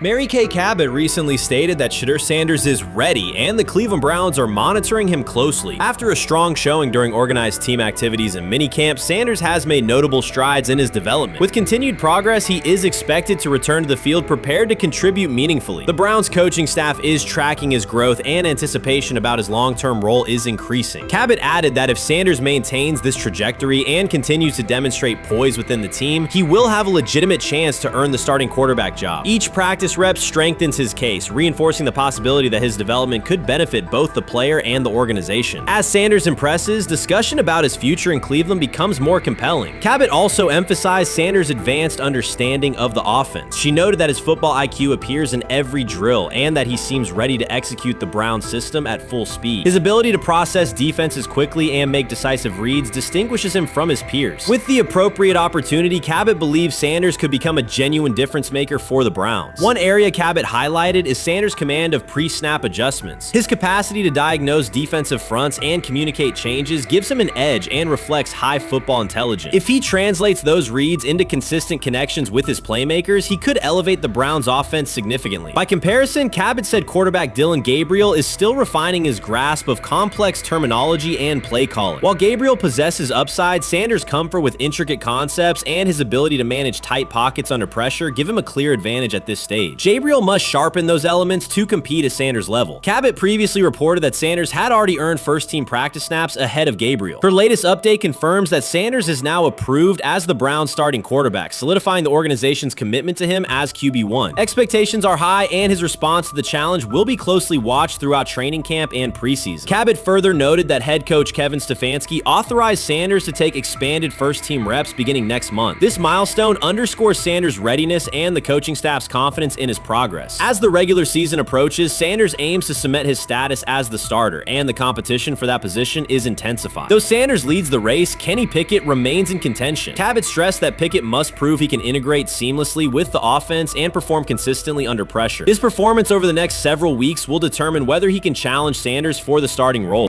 With both quarterbacks vying for the top spot, the Browns' Week 1 starter will be one of the most scrutinized decisions of the upcoming season. For now, Cabot's reporting underscores Sanders' rapid ascent, strong football intellect, and growing command of the offense, qualities that position him well to lead Cleveland's offense when the opportunity arrives. They have never loathed college football itself. They have resisted the people determined to reshape it.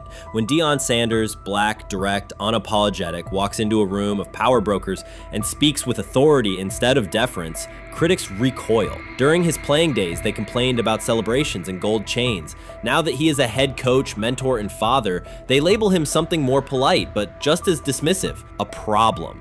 At Big 12 Media Days, Sanders addressed the accelerating chaos of the name, image, likeness market. He said college football needs a salary cap, not to hobble players, but to impose order on a system that showers unproven freshmen with seven-figure promises while the rest of a roster hunts for scraps. He called the situation unsustainable. Within hours, ESPN commentator Paul Feinbaum branded him a hypocrite, arguing that Sanders profited from NIL at Jackson State and now wants rules only because his most marketable athletes have moved on. The accusation spread quickly because it fit a comfortable storyline. Outspoken black coach gains from change, then protests when the advantage disappears. That framing ignores context. Sanders never criticized players earning money. At Jackson State, he urged corporate sponsors to partner with athletes who had been invisible to major brands for decades. What he wants now is stability, standardized guidelines, basic financial literacy, and roster balance that prevents locker rooms from fracturing over uneven payouts. When other coaches, Nick Saban, Dabo Swinney, Lane Kiffin, voiced similar concerns, they were praised for foresight. When Sanders spoke, the tone shifted to suspicion. The difference is not the message,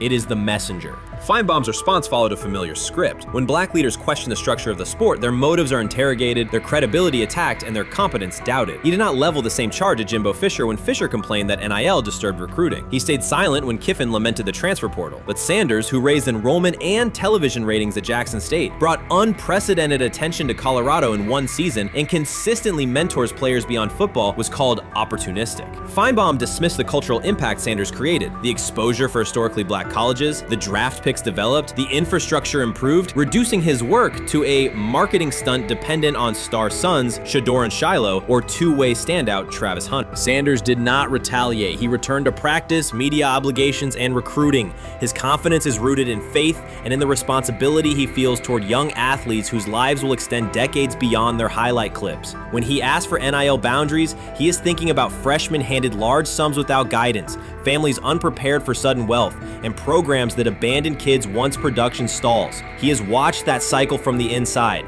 He wants protections, not restrictions. Critics predicted Colorado would fade once Shedeur and Hunter leave. Instead, Sanders signed blue-chip quarterback G.J. Lewis and a wave of transfers eager to join a program that values personal growth as much as on-field wins. Recruits see a coach who challenges the status quo, who places black culture at the program's center without apology, and who will remain visible when social media buzz cools. They recognize that Sanders does not chase attention, attention follows his results. Media outlets reduced the upcoming Buffaloes season to a win total prop. 6 victories, give or take. Sanders is playing a longer game. He wants to show young athletes, especially black athletes, that they can lead authentically, speak with conviction, and refuse to shrink for access. Success measured only by the scoreboard misses the point. If Sanders builds men who graduate with financial literacy, self-confidence, and community awareness, he will consider the mission successful, even if Colorado finishes with 5 wins instead of 10. None of that registers with commentators invested in an older hierarchy. For them, leadership should remain predictable, reserved posture, muted tone, minimal cultural expression. Sanders contradicts that image. The possibility that his methods could spread to other coaches, to other programs, threatens a model that has kept decision-making and revenue streams concentrated for generations. So the debate is not about hypocrisy or payroll ceilings. It is about control of the narrative and who is deemed qualified to write it. Sanders refuses to surrender that authority. He knows order is necessary. He also knows whose voices have been ignored whenever real reform is discussed. By speaking plainly, he forces television panels, athletic directors, and conference commissioners to confront issues they would rather defer: financial education, equitable resource distribution, and consistent national standards. Whether Colorado exceeds betting lines this fall will not change the trajectory Sanders has already set. He made Boulder relevant, energized recruiting beyond traditional power corridors, and broadened college football's cultural reach. That influence will persist long after social media debates cool. If his call for NIL structure eventually becomes policy, as the NCAA and Congress now contemplate, Feinbaum's soundbite will fade while Sanders' imprint endures. In the end, accusations of hypocrisy say more about the accuser than the coach. Sanders has remained consistent: empower athletes, hold adults accountable, and inject stability before unchecked money corrodes the locker room. The people who stand to lose clout in that environment prefer the chaos they can manipulate. Sanders prefers a system that nurtures the players who make the sport worth watching. His advocacy is rooted in experience, not self-interest, and his critics will have to decide whether to engage with that reality or keep shouting from the sidelines. Shedeur Sanders did not treat day 4 of Brown's training camp as anything other than work. He completed 8 of 11 passes with 3 touchdowns, operating with control and accuracy throughout the red zone periods. The throws were varied: a well-placed ball to rookie Luke Floria that led him across the goal line in stride, a firm throw to Cade McDonald over middle after a quick read, and a tight window completion to Deontay Johnson at the back of the end zone with 2 defenders closing. The sequence showed timing, poise, and placement under pressure. While national attention centered on Joe Flacco's underneath completions and Kenny Pickett's option and rollout periods, Sanders produced scoring plays on schedule. The performance was not the product of broken coverages or end-of-period reps. It came within structured work, with defenders in position and the offense executing standard progressions. The accuracy rate, 8 completions on 11 attempts, reflected consistent mechanics and decisions. The operation was steady from huddle to snap to finish. Despite that session, the distribution of first-team snaps did not change. Camp logs indicated that Pickett and Dillon Gabriel continued rotating with the starters, while Sanders remained primarily with the second unit. With the first preseason game approaching, that choice drew more attention from observers who expected productive days to be followed by expanded opportunities. The question surfaced again: what additional evidence is required to evaluate Sanders with the top group? The 3 touchdowns illustrated different aspects of his profile. On the throw to Floria, Sanders used a measured trajectory to lead the receiver away from contact and into the end zone. On the ball to Johnson, he identified leverage, held the safety with his shoulders, and delivered to a precise spot at the back line. On the throw to McDonald, he eliminated the first read, reset, and drove the ball into the window before the hook defender could squeeze it. Each score reflected a particular tool: anticipation, manipulation, and velocity within standard timing.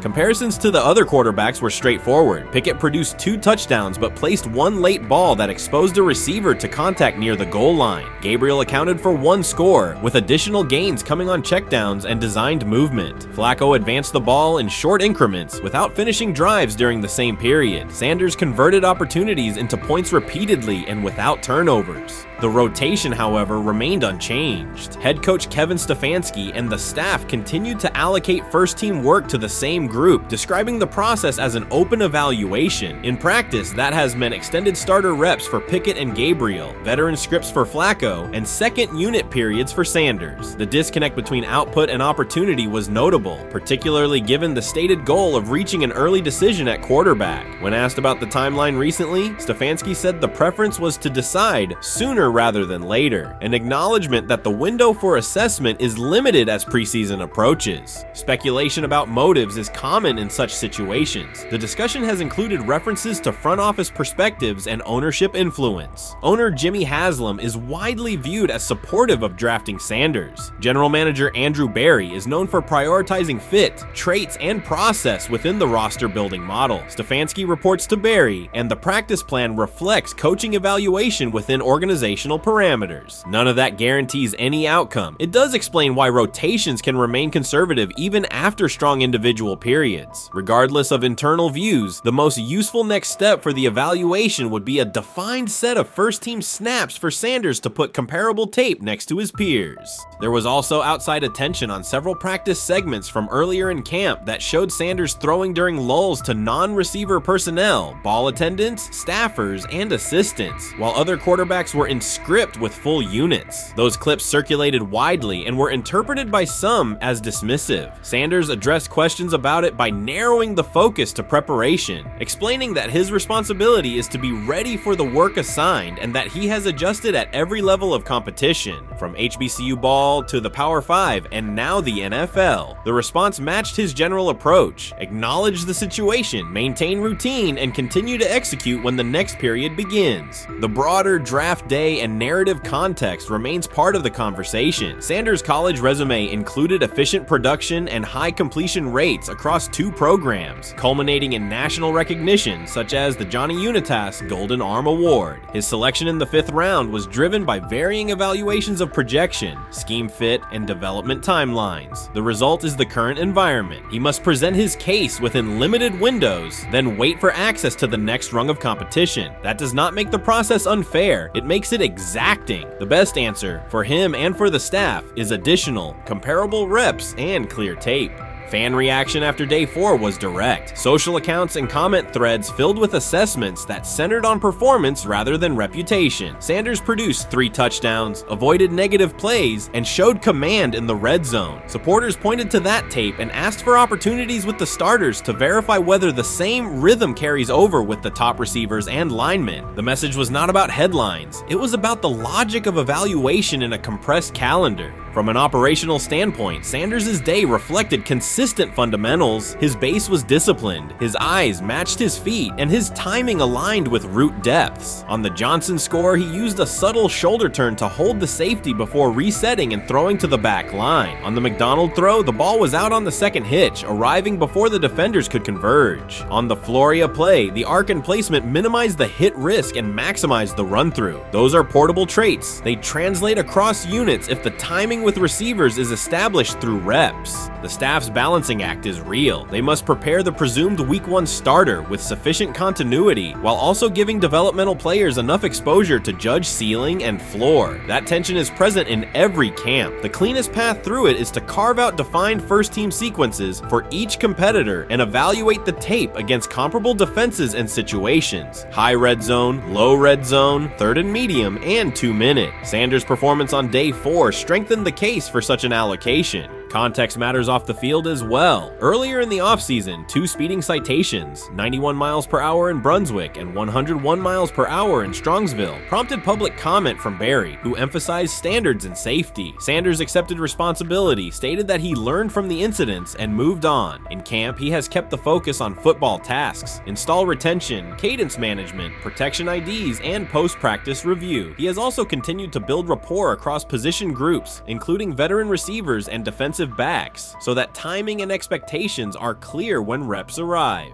None of this diminishes the experience of the veterans in the room. Flacco has decades of film, Pickett has multiple seasons of NFL starts, and Gabriel brings mobility and a defined collegiate profile. It does, however, underscore the purpose of camp, to align decisions with current performance. Sanders produced the most efficient scoring period of the day. The next logical step is to see that operation with the starting unit, document the results, and compare them to the other candidates under the same conditions. The preseason opener will compress timelines further. Install packages expand, and coaches begin to narrow personnel groupings. If the objective is to identify the quarterback who can operate the offense most cleanly on Sundays, then structured exposure now will give the staff better information later. A small but deliberate set of first-team snaps for Sanders, scripted early downs, a 3rd down sequence, and a red zone series would provide data without disrupting broader preparation. Until that occurs, Sanders can only continue to control process and execution. Day 4 showed what that looks like when opportunities align. Efficient reads, disciplined mechanics, and finishes in the end zone. He did not seek attention for the sequence. He put it on tape. If the evaluation remains consistent with the stated competition, comparable snaps should follow. If they do, the staff will have a clear side-by-side measure. If they do not, the question from observers will remain the same. What more needs to be seen to justify the look?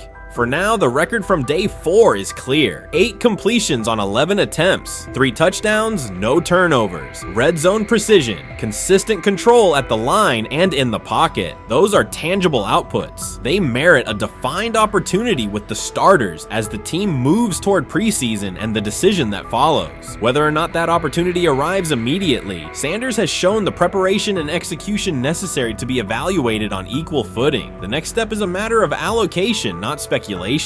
Rich Eisen addressed the armchair analysts and online critics head-on. Shedeur Sanders just received his opportunity, and the backlash arrived immediately. Eisen responded with a clear, point-by-point case explaining why the criticism misses the mark. If you thought Shedeur's rise was rapid, Eisen's analysis puts it in proper context. Here's what he laid out on air. Already speaking in Cleveland high schools. Weekend after, flying out immediately to get to work. But his character's terrible, right? You know, and listen, oh, he interviewed bad, you know. According to who? The New York Giants? No offense, Bert. The same New York Giants that gave Daniel Jones a huge contract and let Saquon Barkley out the door. That's the intel we're trusting here? That was for him to celebrate. He just made, I mean, look, he put in work in college. He had the privilege of being coached by his father. Which we all would love and do. Turned around not one, but 2 programs in college football. And then literally for any athlete, being drafted at the highest level is a success story in itself. Rich Eisen delivered a direct response to the critics. He addressed the online claims reducing Shedeur Sanders to Deion Sanders' son instead of evaluating him as a quarterback on merit. Eisen challenged those assumptions and refocused the discussion on performance, preparation, and opportunity. Say Kenny Pickett had strained his hamstring. Shedeur, they say his first day in pass, 9 for 9, 2 touchdowns, no interceptions. Really was just hating on this young guy. Within minutes, Rich Eisen delivered a structured breakdown, addressing each claim with evidence and dismantling weak narratives through clear analysis. He replaced speculation with data and kept the focus on what matters: decision-making, accuracy, leadership, preparation, and game management. The reality is simple. Shedeur Sanders was not given this opportunity. He earned it through performance and consistency against real competition. He accepted the role, met the standard, and handled the moment with professionalism and urgency. No shortcuts, no favors, just results and readiness. Eisen's point was direct. Evaluate Shedeur on his work, not assumptions, and acknowledge that he has justified the opportunity on the field. I've done it at 2 locations already, so it's simple. So that's why when people say I'm not, you know, one of the top quarterbacks or the top quarterback, is what are y'all going based off of? Because I did it year after year after year, and you see the progression. So it's like, obviously, it got to be some type of external hate that you have for the family, for the last name, for anything, because I know I proved myself. While many were still debating whether he was NFL ready, Shedeur Sanders stepped onto the practice field and operated like a clear QB1, setting protections, controlling tempo, and executing the plan. The narrative that he is just flash, media attention, or his father's influence does not hold up against his work in installs, progressions, and situational drills. What he showed was composure, efficiency, and command of the offense. He processed quickly, protected the football, and delivered on-time throws, demonstrating preparation and control. I'm a firm believer. If I wanted Shedeur Sanders at 2, at worst at 33, of course I already think that he's better than other quarterbacks, because that's the type of talent. That's where I would have picked him at. And if he was at 2 or 33, and he still had the same exact skill set, we would be talking about him starting and playing. Right. Well, there'd only be 3 quarterbacks. It'd be 3 quarterbacks, not 4. Not 4, yeah. But since he moved to the 5th round, that's cool. They might have to go along with it. But to me, I think if you ask who got the best tools, I'm going with Shedeur Sanders. From the first day of camp, he was not there to get by. He arrived to lead. There was no hesitation in installs, no lapses in fundamentals, just precise timing, clean footwork, and consistent velocity to every level of the field. He managed protections, controlled cadence, and delivered in situational work, showing command rather than learning on the fly. The approach was efficient and disciplined, with attention to detail and progressions and ball placement that reflected preparation, not improvisation. At the same time, Rich Eisen addressed the narrative directly and backed it with evidence. evidence. He laid out clips, context, and performance markers to cut through speculation. Eisen emphasized that Shedeur Sanders did not step into this moment because of publicity. He built toward it through sustained work, resilience, and results. The background, media readiness, high football IQ, and a professional approach was developed over years, not days, and it translated to immediate operational control of the offense. The resistance came from familiar places. Some in the traditional guard still frame mobile quarterbacks as limited and expected the nepotism label to define him. That view did not hold up against what was on the field. Composure under pressure, secure decision-making, accurate throws into tight windows, and consistent execution in red zone and 2-minute sequences. Eisen's point was clear. Evaluate Shedeur Sanders on performance and readiness. The evidence shows he earned the opportunity and is meeting the standard with accountability and consistency. Yeah, teams didn't draft him because they didn't think he was first-round talent. And the quote we played and that's on the screen, I think is flatly wrong. We all know this shouldn't have happened. Yes, it should have. It should have happened because this wasn't. Now, again, teams can be wrong. The league as a whole can be wrong. Hell, the Baltimore Ravens drafted a 25-year-old tight end before they drafted Lamar Jackson in the same draft. The die is not cast on who Shedeur Sanders. He stated it plainly. This is not a celebrity appearance. This is a quarterback with pocket presence, leadership, and decision-making that stands on its own. You either show it or you settle into a backup role. Shedeur Sanders is not auditioning. He is establishing himself as the starter. When the opportunity arrived, whether through injury, trade, or depth chart changes, Shedeur was prepared and delivered. He did not hesitate. He executed the offense and finished drives. As others tried to catch up to what they were seeing, Rich Eisen reinforced the same message he has been repeating: evaluate the work. Camp reports have been consistently positive, but the important shift is how the performance is being received. Casual attendees who came to observe left talking about Shedeur's command and poise. Detailed observers focused on his pre-snap reads, protection checks, and audibles, highlighting the mechanics, timing, and ball placement that support efficient, controlled play. This is exactly what he says. I'm told the footage of Shedeur Sanders meeting with the Giants is so bad that both the Browns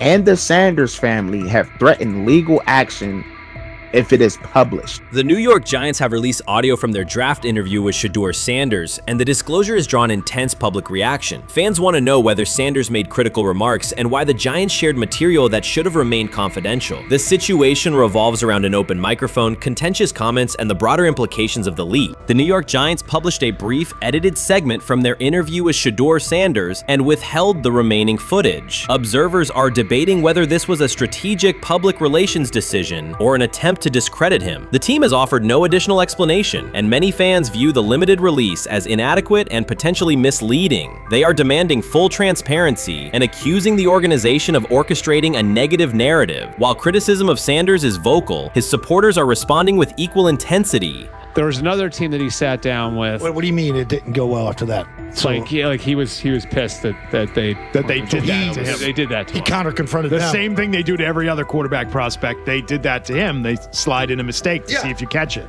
Right. And so because you're the quarterback. But he didn't take it as a correction. He took it as like he got pissed off. Yeah, and it's like so here's another one. So another one was, he throws a bad interception, and it was a deep throw early in the game, and he comes back and they go in the meeting, they show the interception. The Giants have released only a brief excerpt of the interview and are refusing to share the rest. Their decision has drawn criticism across TikTok, X, and Facebook, where many see it as a poorly handled public relations move. Fans are calling for the full recording to be published so the situation can be judged in its entirety. The GM is on film that the son, they asked the son last draft, yo, who you think I should pick? His son like, yo, you need to get the Jaden Daniels, big. This is what his son, it's on tape. You should go Jaden Daniels. He laughing at his son. And all right, cool, get Jaden Daniels. I don't even know how that tape got out. I wouldn't have let the get out. Shedeur Sanders appears unfazed by the situation. Although the Giants suggested he was more hype than substance, their handling of the interview has instead elevated his visibility. Analysts across major sports outlets are now discussing him more than before, keeping his name prominent in the news cycle. New York Giants, where these tapes at? You hear me? Because if Shedeur Sanders was so unprofessional. Y'all would have leaked the tapes for the whole world could see, right? Cause understand, it's a lot of he say, she say. But one thing I do know, as a young black man growing up in this world, being straightforward and not sugarcoat anything. The Giants' PR team appears to reject Sanders' family connection outright, a decision many view as unprofessional and lacking nuance. Internal discussions seem to have dismissed quarterbacks with prominent relatives as poor fits for the organization, revealing limited awareness of public perception. The response was swift. A single edited clip ignited widespread debate on social media, with fans asking why essential segments were held back and what the team might be hiding. Critics argue that if the full interview contains nothing damaging, the club should release it in its entirety. Online discussion intensified immediately and continues to gain momentum. What they do during the film and the combine and the meetings is teams will install mistakes intentionally planted in the install, and they want you to catch them. Shedeur didn't, and when a coach called him out, once again, it didn't sit well. It's like, bro, there's not many teams needing quarterbacks, especially since Pittsburgh appears to have a deal with Aaron Rodgers and Tennessee's getting Kale Moore. The Giants' decision to withhold the full interview has produced an unintended result. Instead of diminishing interest in Shedeur Sanders, it has intensified it. Media outlets and analysts are now examining every on-field rep, press comment, and public appearance as evidence of how he conducts himself under scrutiny. Each throw, adjustment, and answer is tracked and evaluated against league standards, reinforcing the view that he remains composed and professional. Many fans contend that the organization has misrepresented Sanders and suggest the issue may stem from the Giants' view of his father, Deion Sanders. They see the partial release as an attempt to raise doubts about his character by association. That perception has only made his profile more compelling. The discussion has shifted from whether he deserves a high draft position to how effectively he withstands sustained pressure. Sanders is now regarded not just as a talented prospect, but as a symbol of resilience, central to debates about transparency and organizational strategy. Even if the Giants eventually provide more context, the visibility they have created for him is unlikely to fade. The most fun yet the most difficult thing I cover and we cover all year long is not games. It's the NFL draft. Because I've said this many times,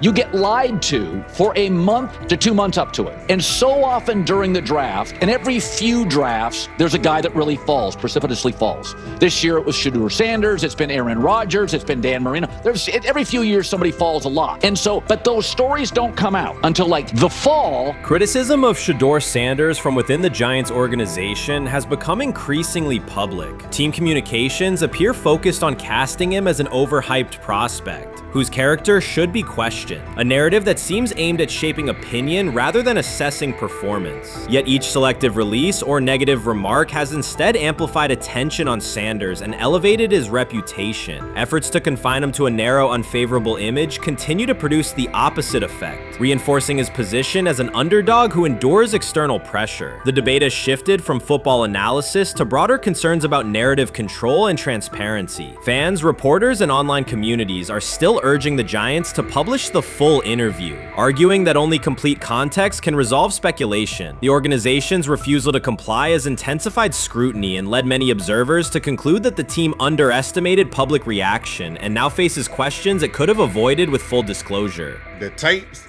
the New York Giants have the tape. They definitely have the tape. It's confirmation that they have the tape. Shedeur didn't do nothing. Is what they saying he did. I'm gonna tell you what these mixed reaction right here. So we already know about the New York Giants, but the Pittsburgh Steelers head coach Mike Tomlin reported admired Sanders' talent, but hesitated to draft him due to previous challenges with quarterbacks like Russell Wilson and Justin Fields, leading to more cautious approach. Las Vegas Raiders. Sanders met with Raiders at the NFL scouting combine and expressed enthusiasm about potentially joining the team. His familiarity with the West Coast offense and quick release was noted positive, though concerns about his ceiling. Hours after the Giants posted that short audio clip, the timeline never slowed. Comment threads filled with frame-by-frame breakdowns, lip-read attempts, and side-by-side comparisons of what was said versus what was left out. Reporters called league contacts. No one could explain why a franchise would stir this level of curiosity only to seal the vault. Each refusal sharpened focus on Shedeur Sanders, turning routine throws into national talking points.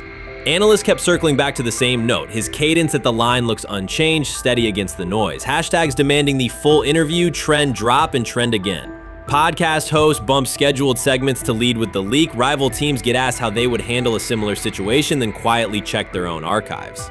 Inside Giants headquarters, the plan to shape the story looks less like strategy and more like a slow burn spotlight they can't switch off. And now every preseason snap, every media availability, every stray sideline camera angle gets fed into a loop that asks, what are they still hiding?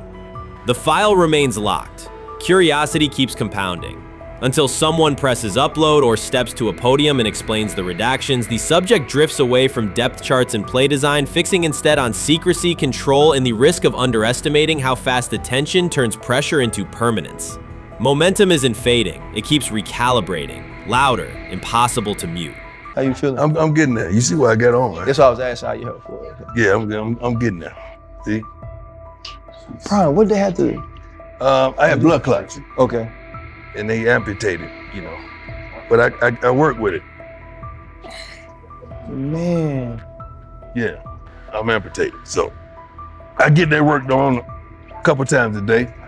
Keep the blood circulating, blood flowing, but it's a new normal. And the best thing about here, we have a whole medical team on the second floor. Right. We have a whole medical floor, which is great. Deion Sanders is shaken, this time not by a hit on the field. In a sudden turn, Ryan Clark has uncovered a serious plot affecting Shedeur Sanders' NFL draft status, and the disclosure is reverberating across the sports community.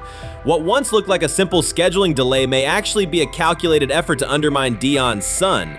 The facts suggest intentional sabotage, a breach of trust, and repercussions that could be far-reaching.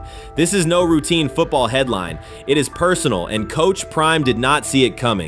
The sports world loves to celebrate underdogs, yet it often takes even greater pleasure in tearing down rising stars. Deion Sanders is witnessing that cycle now, not from the sidelines as Coach Prime, but as a father. The lights in Boulder remain bright, the cameras keep rolling, and Sanders still wears his gold watches, sunglasses, and natural swagger. Still, behind that familiar smile is a man carrying deep pain as criticism aimed at his son mounts daily. How much of that is opening press conference saying, okay, we are family, saying that he was sent to do certain things? Do you feel like people got attached to that, or it just was the fact that prime time is at Jackson State?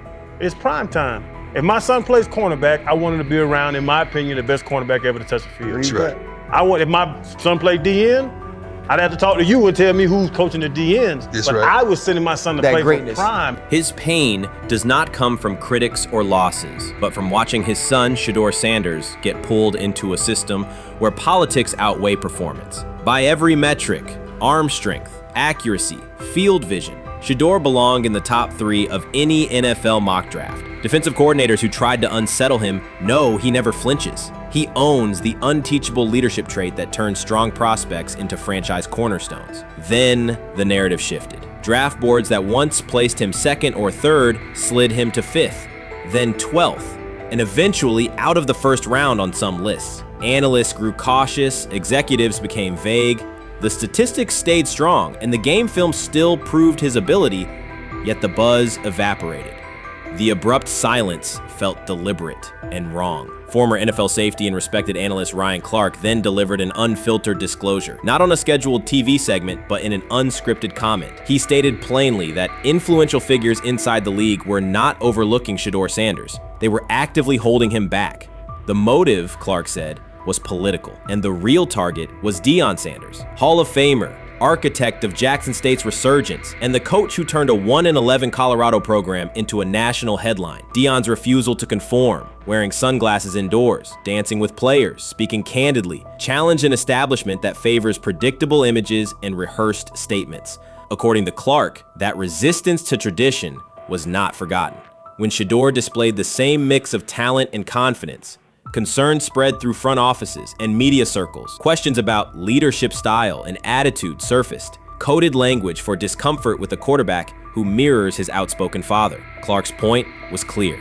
The issue is not Shedeur's performance. If he had posted identical numbers at Ohio State or Alabama, endorsements and media specials would follow. Instead, interest cooled. because the Sanders family embodies a self-made identity the league cannot easily manage. Their visible pride and independent brand challenge a system that prizes control, and that threat, not football ability, is what Clark believes is suppressing Shedeur's draft stock.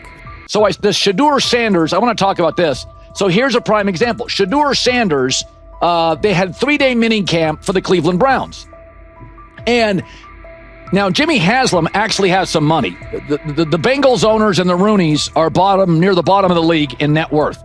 But what the Browns have is what I would call the Buffalo Bills used to have this years ago, pre-Josh Allen. What are Browns veterans saying about Shedeur Sanders behind closed doors? According to internal discussions, the feedback goes beyond casual praise. Several veterans describe his performance as franchise level. Private locker room conversations compare his command of the offense to established starters. And one senior assistant reportedly called him Sunday ready after a single walkthrough. The consensus is that front office staff and coaches have taken serious notice. Inside the Browns facility, informal conversations circulate among players and coaches. These remarks carry significant weight in personnel evaluations and often influence practice rotations. When veterans speak this strongly, the message typically reaches decision makers quickly, especially during roster planning. In short, the internal perception of Sanders is already affecting how the staff views the current quarterback depth chart. Browns vets kind of weigh in on Shedeur Sanders and how he's been since he arrived in Cleveland, in Pound Town. And I think it's very, very important that we discuss it, because it'd be really easy for these vets to, this wasn't like a on-the-record interview. This is just kind of back channels into what the vets are saying, the rumors, but the sources telling us.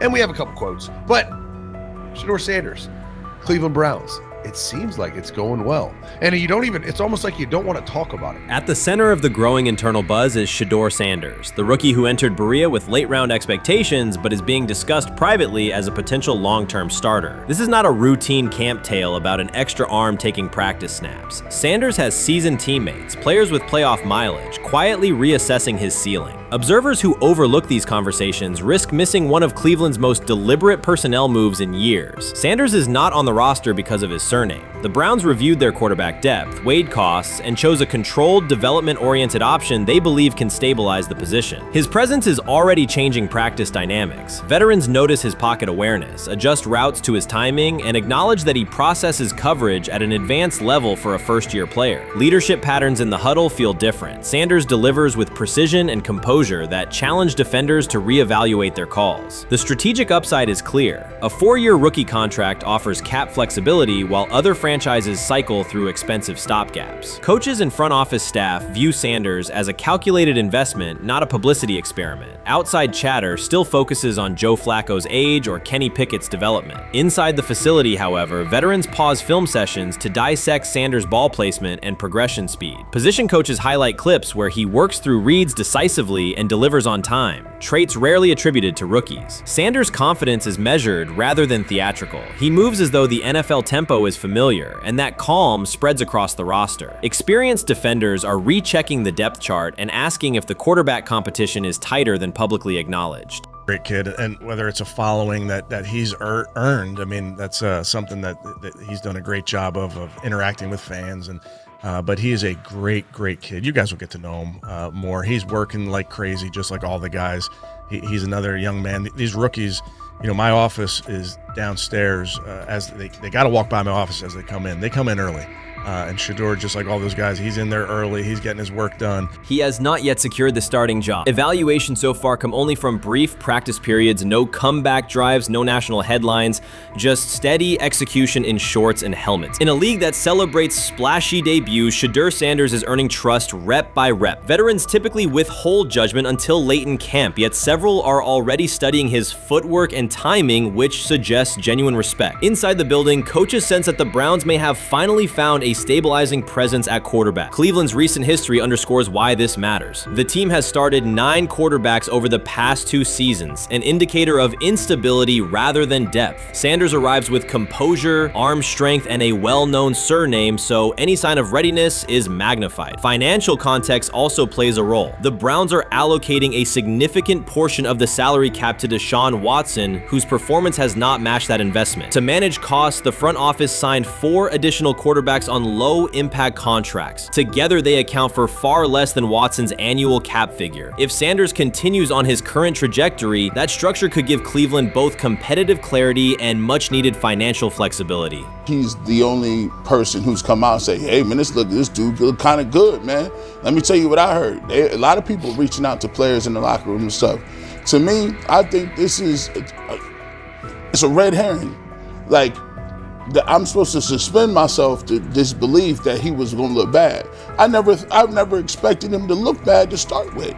The 5th round quarterback stuff, that's involving perceptions, pre-draft analysis, and other teams. Cleveland's veterans have endured every kind of quarterback turmoil: poor reads, major injuries, shaken confidence, and sideline disputes. When a young quarterback like Shedeur Sanders steps in and appears composed rather than overwhelmed, people notice. The attention comes not just from coaches and reporters, but from the linemen and defensive leaders who have watched previous backups struggle. They are not exchanging doubts, they are sharing nods of approval. Sanders demonstrates instinctive pocket awareness, reliable accuracy, and steady poise, qualities that quickly circulate through team conversations. After years of instability under center, the Browns need someone who can remain calm and effective deep into the season. Although expectations have fallen over time, genuine interest is growing. Praise is coming from teammates who rarely commend anyone unless his performance demands it. The rumors have ended. The decision is public. Cleveland Browns owner Jimmy Haslam has informed every level of the organization that unless an unforeseen injury intervenes, Shedeur Sanders will start at quarterback in week 1. The announcement is not an informal suggestion or a quiet push in the background. It is a direct order. Multiple independent reports, amplified most visibly by Colin Cowherd, confirm that Haslam delivered the directive himself. From the owner's viewpoint, the logic is simple. No one else on the roster offers the same combination of talent, leadership, and long-term upside. Joe Flacco is approaching the twilight of his career. Kenny Pickett has shown flashes but remains inconsistent. Dylan Gabriel, taken in the 3rd round, is a developmental project. By contrast, Haslam believes Sanders can alter the franchise's trajectory immediately, and he refuses to allow internal hesitation to stall that possibility. The standoff traces back to April. General manager Andrew Berry and head coach Kevin Stefanski entered the draft wanting a low-profile prospect who would fit quietly into the existing depth chart. They prioritized scheme familiarity, modest public attention, and a clear developmental timeline. When the board lined up, they reached for Gabriel in round 3, reasoning that an early investment would justify keeping a rookie on ice behind the veterans. But Sanders continued to slide, first through day 2, then deep into round 5. Haslam watched the names come off the board, convinced the league's bias against Deion Sanders' outspoken son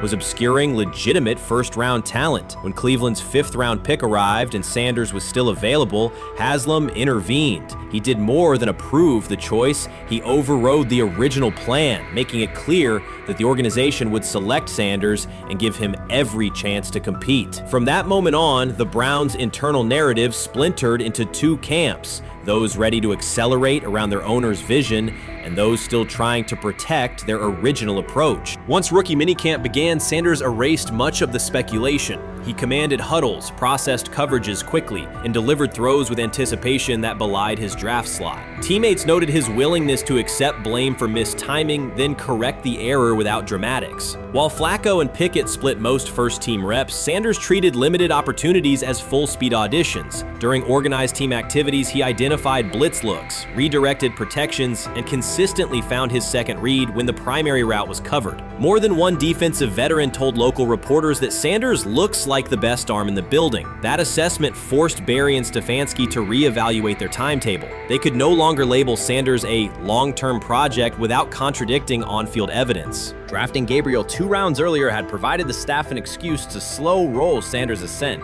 Coaches could point to investment cost, meeting room familiarity, and installation comfort to justify Gabriel's snap share. Yet each practice rep in which Sanders outperformed the 3rd rounder weakened that shield. Behind closed doors, position coaches began requesting more Sanders film for cut-ups, and offensive assistants quietly shifted meeting questions toward concepts the rookie already executed well. By mid-June, Berry himself started describing Sanders not as a developmental asset, but as a competitive option. Those subtle linguistic changes signal the front office's recognition that the narrative had moved beyond their control. Haslam's history with quarterbacks is well documented. His pushes for Johnny Manziel, Baker Mayfield, and Deshaun Watson were high visibility swings, each driven in part by a desire to generate excitement as well as wins. Critics highlight those choices to question his evaluation track record, yet Haslam perceives Sanders differently. Where Manziel carried off-field concerns, Sanders brings a reputation for professionalism. Where Mayfield's leadership style divided veterans, Sanders' approach has united receivers and linemen. Where Watson's trade involved unprecedented controversy, Sanders arrived at minimal draft cost. Haslam sees a rare chance to capture star potential without mortgaging the future, and he is unwilling to cede that upside to cautious pacing. Cleveland's supporters, weary of revolving door quarterbacks, have rallied around Sanders with unexpected speed. Sales of customized Sanders number 2 jerseys surged within days of rookie minicamp. Training camp ticket requests spiked once local media circulated videos of Sanders making NFL-caliber anticipation throws during 7-on-7 periods. The mood in Northeast Ohio has changed from tentative hope to active belief. Longtime season ticket holders who once shrugged at preseason storylines now debate Sanders' footwork at neighborhood barbecues. Social media engagement for Brown's content has climbed, driven by highlight compilations of the rookie threading seam passes between linebackers and safeties. All of this places Kevin Stefanski in a fragile position. If he opens week 1 with a veteran starter and the offense sputters, criticism will be swift. Each stalled drive will be interpreted as evidence that he ignored the owner's edict and the fan base's intuition. Conversely, if he names Sanders the starter solely under pressure, any early struggles could be framed as proof that Sanders was rushed, further exposing Stefanski to blame. The only sustainable solution is conviction. Either stand behind a veteran with clear strategic reasoning or embrace Sanders fully and structure the offense around his strengths. Splitting the difference, rotating series, delaying first-team reps, or using vague competition language will satisfy no one and likely jeopardize locker room clarity. Sanders' personal approach has reinforced Haslam's confidence. Instead of taking post-draft downtime, he traveled to Texas to train in full Browns gear at facilities near his father's home. The leaked clip of Sanders executing footwork drills in helmet and pads wasn't a marketing ploy. It was a glimpse into a quarterback visualizing Week 1 live. Team personnel who viewed the footage recognized purposeful rehearsal, cadence calls, pocket movement against simulated pressure, and follow-through adjustments based on imagined rush lanes. Observers asked why a rookie would conduct such intense solo sessions in May. The answer is straightforward. Sanders does not view himself as a developmental pick. He considers himself the starting quarterback of the Cleveland Browns and prepares accordingly.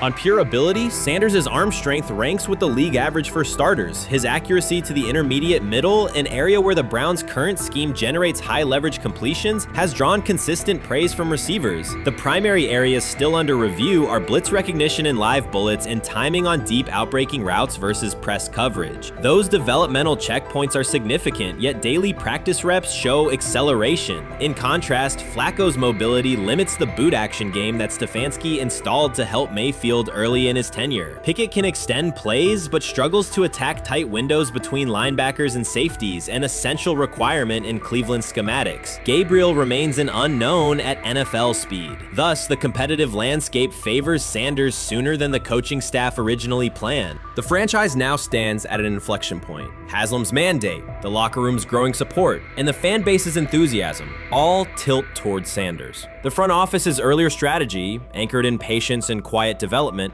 is increasingly untenable. Barry's shift in messaging indicates grudging alignment, but final authority over the depth chart rests with the coaching staff, unless ownership directly intervenes on game day decisions. A move rare but not unprecedented in the NFL. Should Stefanski align with the owner and name Sanders the starter before preseason concludes, he can claim proactive vision and tailor the offense through training camp. Should he resist and open with a veteran who falters, he risks rapid loss of credibility and possibly his position. Either path carries pressure, but only one aligns with the momentum sweeping through the building. For 2 decades, the Browns have cycled quarterbacks without securing a stable star. Each new hope, whether draft pick or trade acquisition, has collapsed under injuries, inconsistency, or organizational disarray. The possibility that Sanders could finally anchor the position is not merely a football storyline. It is a potential cultural reset for a fan base defined by resilience. Haslam's insistence reflects that awareness. Cleveland needs a leader who can win on Sundays and project confidence every other day of the week. Sanders has shown he can shoulder expectations without retreating from scrutiny. That trait, more than arm talent alone, is why the owner views him as indispensable. Voluntary workouts transition to mandatory minicamp next week. If Sanders receives a substantial share of first-team snaps, observers will interpret it as the staff's acknowledgement that the competition is tilting decisively.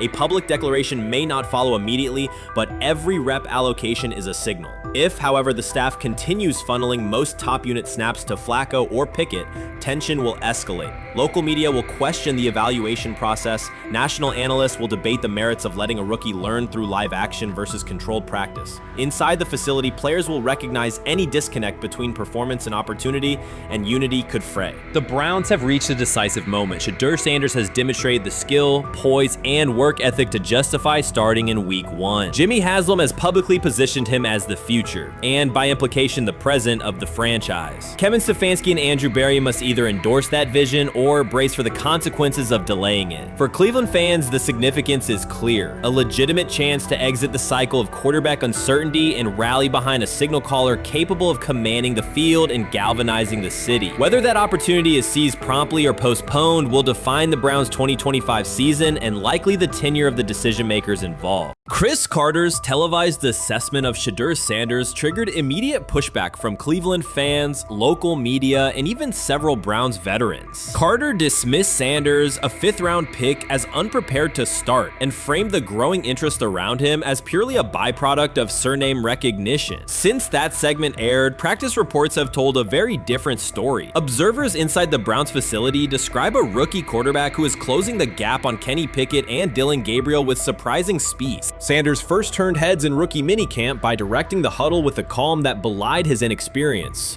Position coaches reported that he rarely repeated mental errors during installation periods, a trait they rank highly when grading young quarterbacks. In organized team activities, he showed consistent timing on intermediate routes, kept turnover numbers low in 7-on-7 periods, and demonstrated early command of Kevin Stefanski's protection calls. That steady execution earned him a handful of first-team snaps, reps that would ordinarily have belonged to Pickett by default. By mandatory minicamp, the rotation had shifted again. Practice notes from beat reporters detail the rise in Sanders' workload each day. Red zone series against the starting defense, 2-minute drills, and full field scrimmage possessions in which he checked out of called plays when fronts dictated it. Mary Kay Cabot, initially skeptical Sanders would challenge for game day snaps in 2025, wrote after consecutive sessions in mid-June that his footwork, release speed, and pocket management had, quote, meaningfully tightened since rookie camp. Her tone marked a clear departure from early spring projections that labeled Sanders a long-term developmental project. The broader quarterback context in Cleveland magnifies that progress. Deshaun Watson's availability and form remain uncertain after 2 injury-interrupted seasons, while Pickett's transition from Pittsburgh has been uneven. Dillon Gabriel's arm strength is evident, but coaches continue to stress hesitation in his full-field reads. Against that backdrop, Sanders' quick decision-making and mechanical efficiency have begun to look less like a pleasant surprise and more like the roster's most reliable short-term plan. Inside the locker room, acceptance has followed performance. Wide receivers cite Sanders' ball placement on outbreaking routes, noting that the ball routinely arrives on the upfield shoulder, a small but essential detail that allows for yards after the catch. Offensive linemen appreciate his pocket awareness. Joel Bitonio remarked privately that Sanders slides up instead of bailing when edge pressure flashes. Defensive backs say his eye discipline forces them to hold coverage longer than they expected against a rookie. Such cross-positional respect develops only when day-to-day tape shows tangible improvement. The reaction to Carter's critique highlights a recurring double standard applied to young black quarterbacks. Traits celebrated as swagger or confidence in other players were labeled arrogance when associated with Sanders, yet the quarterback himself has not responded publicly. There have been no subtle social media jabs, no mention of critics and interviews, only repeated references to competing for every rep and learning from veterans. That measured approach, combined with hard evidence from practice, has softened earlier doubts among coaches who prioritize demeanor as much as arm talent. Within the coaching staff, the discussion now centers on readiness thresholds. Stefanski's scheme relies heavily on quick rhythm throws, defined reads, and disciplined pocket movement. Those requirements align with Sanders' strengths: a compact release, willingness to target the middle of the field, and instinctive timing on RPO concepts carried over from his college tape. Staffers reviewing cut-ups from joint practices note that his internal clock already approximates NFL speed, a metric they did not expect to see until mid-season at best. If that trajectory continues through preseason games, the Browns face a consequential decision. Starting a 5th-round rookie 6 weeks after training camp opens would unsettle salary cap assumptions, depth chart politics, and external perceptions of organizational stability. Yet the internal mandate remains clear. The most prepared quarterback will play. That standard places Sanders in genuine contention because every practice metric used to grade readiness, turnover ratio, red zone efficiency, third down conversion rate has trended in his favor since early June. The organizational stakes are considerable. Cleveland has cycled through starting quarterbacks at a startling pace over the past decade, shifting from first-round investments like Baker Mayfield to high-cost gambles such as Watson,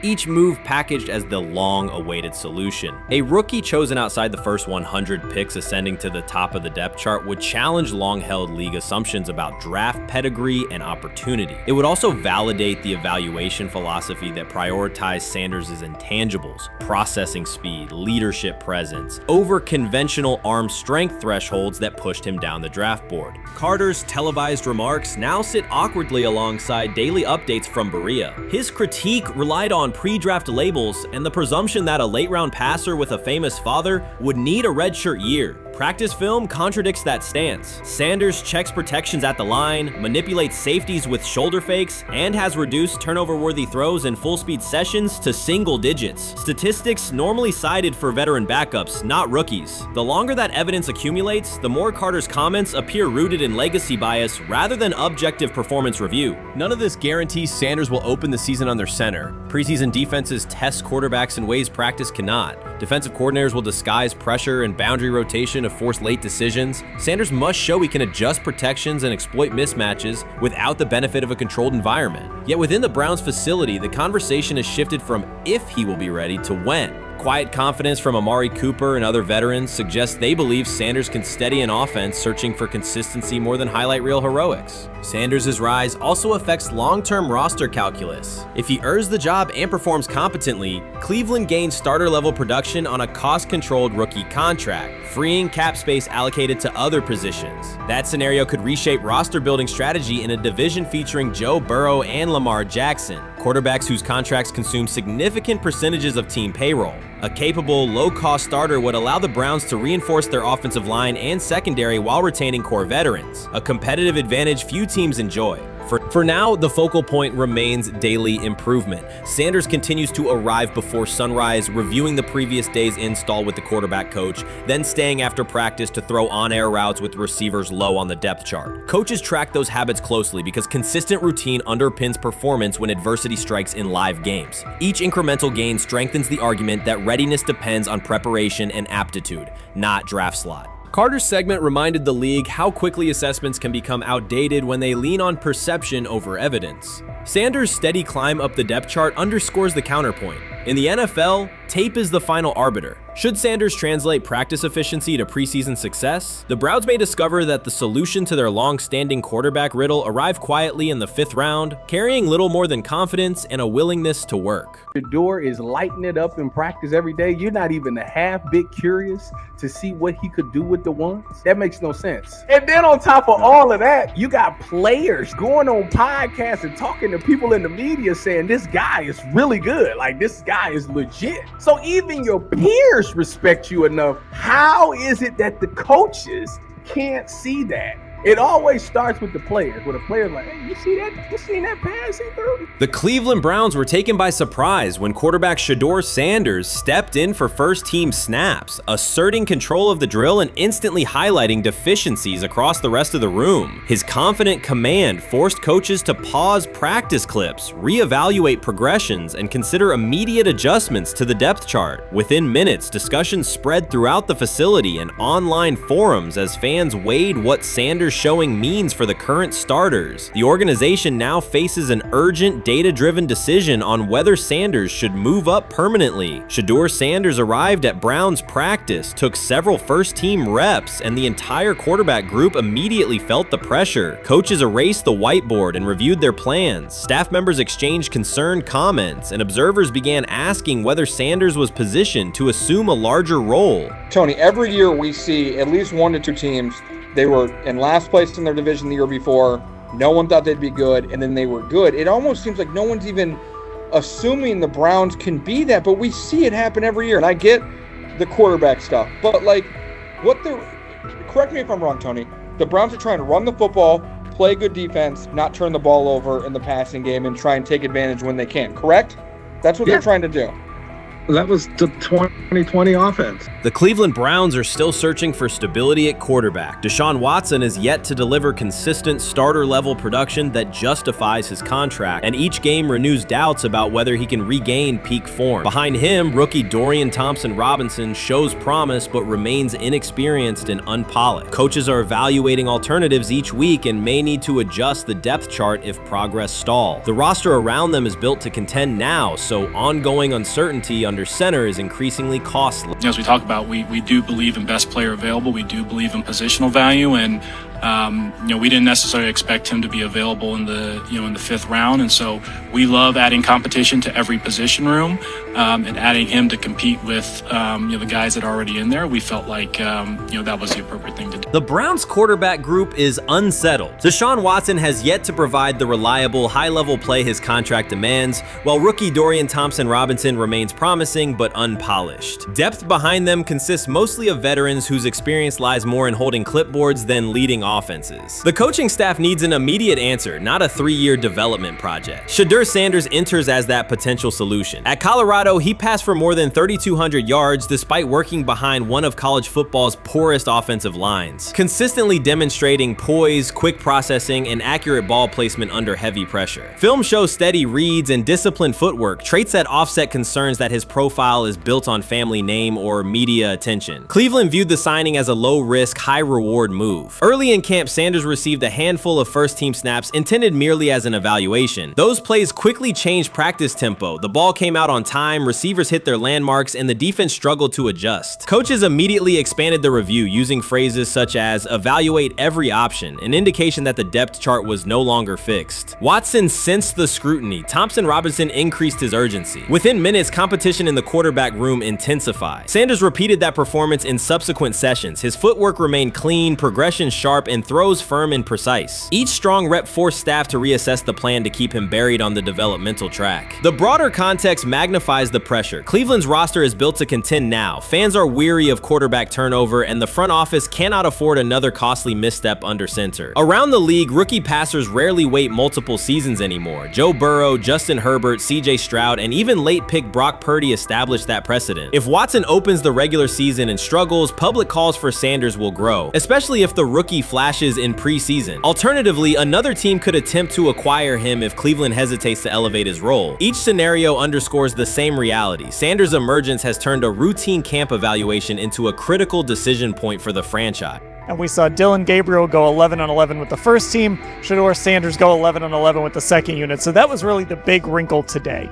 Yes, and of course, it was the first time that we have seen Shedeur Sanders get any of those coveted 11-on-11 reps. Of course, again, it wasn't with the first team offense or against the first team defense, but it's progress. And that means that he's going in the right direction, that the arrow is pointing up. He's coming up the learning curve. So that's good for him. And I actually thought just overall, he had a better day than Dillon had today. He completed more passes. He was more on point. In fact, in that 11-on-11 period, he threw a near touchdown. Desperation can push franchises toward aggressive decisions, especially when their quarterback options appear unconvincing or outdated. One scenario now emerging is that Sanders earns enough confidence to take full preseason reps with the starters, forcing Cleveland to revisit a depth chart it believed was settled at the beginning of July. His practices demonstrate that the excitement around him is grounded in measurable performance. Accurate, high-velocity passes against first-team defenses, and confident command of the huddle. Each strong outing also heightens league-wide interest. Rival scouts adjust evaluations, and general managers revisit their notes, aware that a viable young quarterback may soon become available. Inside the facility, the personnel staff must balance short-term results with long-term roster planning, knowing that an early move could reshape salary cap allocations and locker room dynamics. The pressure on Watson and Thompson-Robinson escalates accordingly. Both must produce visible progress to maintain their current roles. Cleveland's recent history shows how quickly promising quarterback situations can devolve into controversy.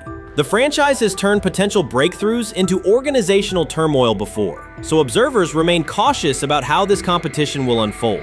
Many observers declared Deion Sanders was finished. They argued that his public style attracted unnecessary attention, that his health had deteriorated too far, and that his coaching career was approaching an abrupt conclusion. They misread his resolve. When speculation intensified, Sanders did not schedule a press conference or issue a formal statement. Instead, he released a short video recorded at his Texas home, walking alongside recording artist Lil Wayne. The footage established two facts. Although Sanders still walks with a limp, he remains active, and he intends to return to the sideline. Reports from USA Today and ESPN confirmed that Sanders had temporarily left Colorado to recover from a significant, undisclosed medical condition. He lost 14 pounds and missed several summer practices, leading to widespread debate about his future. Unofficial sources suggested complications related to previous blood clot issues, but no official diagnosis was provided. Throughout Sanders' absence, numerous media outlets framed his situation in crisis language, frequently questioning whether he would coach again. By comparison, when coaches such as Lincoln Riley paused their duties for health or family reasons, coverage emphasized understanding and patience, an imbalance that reflects a common difference in how high-profile black coaches are treated. Sanders' silence was not a retreat, it was a period of recovery. During rehabilitation, he relied on family, faith, and trusted colleagues, yet stayed connected to his program through brief online updates. The video with Lil Wayne demonstrated that he retained strong support from influential friends, countering narratives that portrayed him as isolated or on the verge of retirement. The visual evidence showed that his setback is temporary, and that he remains determined to lead Colorado into the forthcoming season. Since accepting the Colorado position, Sanders has dramatically elevated the program's national standing. He first drew national attention to Jackson State and the broader HBCU football landscape, then moved to Boulder and transformed a one-win team into a central storyline in college athletics. His approach, combining hip-hop culture, direct communication, and open expressions of faith, has challenged conventional expectations for head coach behavior. Each step forward has been met with heightened scrutiny. His time at Jackson State was labeled a publicity stunt. His departure for Colorado was framed as abandoning HBCU culture, and his social media presence has been cast as distraction from traditional coaching responsibility. Critics often magnify Sanders' missteps and question his motives, while comparable actions by other coaches receive neutral or sympathetic coverage. Showings of enthusiasm from Brett Favre and disciplinary intensity from Nick Saban are celebrated as competitive passion, yet Sanders' displays of confidence are frequently labeled arrogance. The discrepancy illustrates deeper biases rather than differences in performance. Sanders' success challenges entrenched expectations of how a college football leader should look, speak, and act, especially a black coach who refuses to downplay his identity. During his convalescence, Sanders maintained close communication with his staff and athletes, reinforcing the standards he had established: discipline, accountability, and belief. The program's daily messaging continued to emphasize preparation and resilience, signaling that Sanders' influence persists even when he is away from campus. Athletes echoed his mantras during workouts, confirming that his leadership extends beyond physical presence. Sanders acknowledges the seriousness of his medical challenge, but has refused to let it define him. He has publicly discussed leaning on scripture and prayer, explaining that his purpose as a mentor, father, and coach extends beyond personal adversity. In that context, the video of him walking in the Texas sun was less a strategic media effort than a straightforward demonstration of continued commitment to his team and mission. Colorado still requires Sanders' vision. Prior to his arrival, attendance was low, national media attention was minimal, and recruiting momentum had stalled. Sanders' leadership brought renewed energy, authentic identity, and higher standards of accountability. Players who previously lacked representation in college football leadership found a coach who shares, affirms, and elevates their cultural background. Sanders supplements conventional coaching priorities, scheme, fundamentals, and execution with empowerment initiatives that cultivate self-confidence and authenticity. As preseason camp approaches, Sanders intends to resume full involvement, even if medical recovery remains ongoing. His presence is expected to restore on-site leadership, stabilize the locker room, and direct media coverage toward on-field progress. For Sanders, the objective extends beyond compiling wins. It includes completing a cultural transformation that expands how success and leadership are defined in modern college football. Those who predict his decline overlook the underlying traits, faith, perseverance, and purpose that have supported Sanders throughout his career.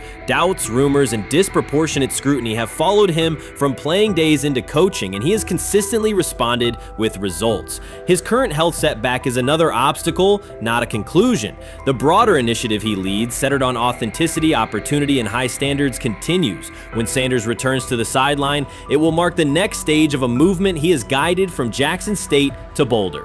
The recent period of quiet has been strategic rather than passive. Instead of defending himself in daily briefings, Sanders focused on rehabilitation, remote program oversight, and family support. Each brief social media message reinforced a consistent theme: faith and preparation. He has articulated gratitude for medical professionals and has reiterated that his mission at Colorado is unfinished. His public references to scripture have been direct but measured, aligning with his long-standing practice of integrating faith into leadership. By walking through his ranch with Lil Wayne, Sanders signaled continuity. The clip underscored that influential supporters remain engaged, that Sanders' broader network values his vision, and that he remains capable of navigating physical challenges. The visible limp was not evidence of imminent retirement. Rather, it documented the reality of ongoing recovery and the resilience with which he approaches each obstacle. Colorado's athletic administration and football staff continue to affirm Sanders' program direction.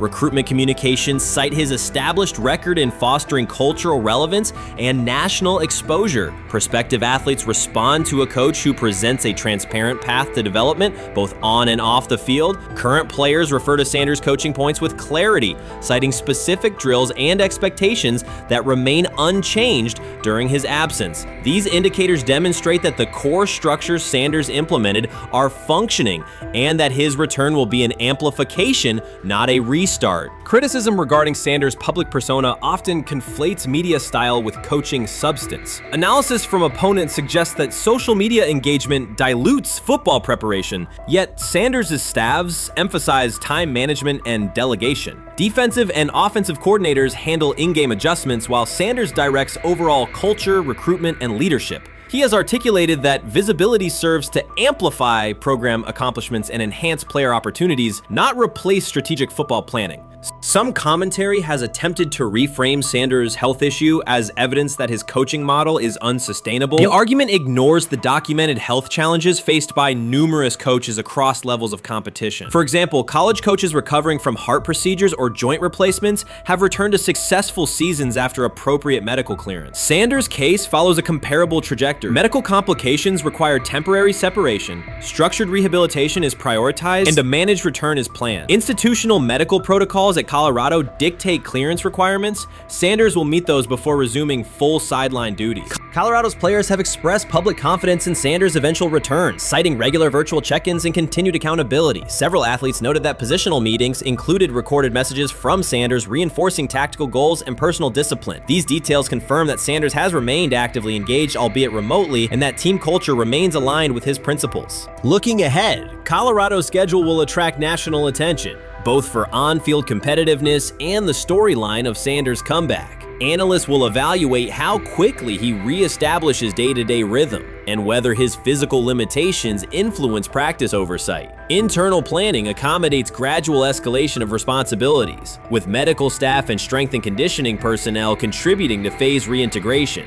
The broader significance of Sanders' return extends beyond Colorado. His visibility continues to challenge prevailing narratives about leadership styles and pathways in college athletics. By prioritizing authenticity, open articulation of faith, and cultural expression, Sanders offers a contrasting template to more conventional models. His eventual recovery and sideline presence will reinforce the argument that diverse leadership profiles can succeed in elite collegiate competition. In summary, rumors of Deion Sanders' coaching demise were premature. Verified reports confirm a substantial but temporary medical setback. He used the time away to focus on health, sustain program engagement, and rely on a support system anchored in family, friends, and faith. His recent public appearance demonstrated active recovery and reaffirmed his intention to resume leadership in Boulder. The forthcoming season will test Colorado on the field, but it will also underscore the durability of Sanders' vision, one that combines competitive ambition with cultural resonance. Observers who continue to question his longevity overlook the resilience and purpose that have defined his career. Sanders' return is imminent, and the movement he leads remains intact. They say training camp decides depth charts, but Shedeur Sanders began fighting for his job long before he will step inside the Browns facility. While most first-year players squeezed in one last vacation, he slipped onto a private field in Texas, strapped on Cleveland's helmet and shoulder pads, pulled a fresh number 2 jersey over his chest, and started rifling timing routes as if it were the opening drive of week 1. No cameras, no hype track, no product placement, just sweat, cadence, and ball placement. A rookie does not rehearse in full game gear unless he already envisions himself commanding the huddle. Plenty of observers shrug that clip off. They insist the 5th rounder, quote, isn't ready, cling to depth chart conventions, or whisper that the name across his shoulders did most of the talking on draft day. Maybe it is the Deion connection, maybe it is a preference for prospects who blend quietly into the background, or maybe the league's gatekeepers fear the possibility that the kid is better than the quarterbacks they have spent months promoting. Whatever the motive, the countdown has started, and video rarely lies. Shedeur Sanders is not preparing to arrive. He is preparing to lead. Footage of a 22-year-old quarterback running live reps in July should dominate highlight loops, but it barely registers on national outlets. Why? It ruins the tidy narrative. The easy storyline paints Shedeur as a pampered legacy prospect banking on his father's fame. Yet the tape shows something different. A rookie drenched in afternoon heat, drilling footwork, calling protections, and imagining cover 2 rotation before the first official meeting ever takes place. Elite mental prep looks boring on social feeds. It looks devastating when the season starts. Walk into Cleveland's quarterback room and you step into politics, not simply competition. Joe Flacco, a Super Bowl MVP in decline, carries institutional trust. Kenny Pickett, rescued from Pittsburgh's reset, carries hometown intrigue. Dylan Gabriel, the 3rd-round system fit, carries draft capital the staff must justify. And then there's Shedeur, the lightning rod whose presence alone spotlights every bias in the evaluation process. Coaches frame it neatly. Rookies must wait their turn. The truth is less polite. Practice snaps are currency. Perception is elastic, and early allocations already favor Pickett and Flacco. It is the oldest playbook in the league. Lock vets into the headline roles before pads even crack. Then let repetition shape reality.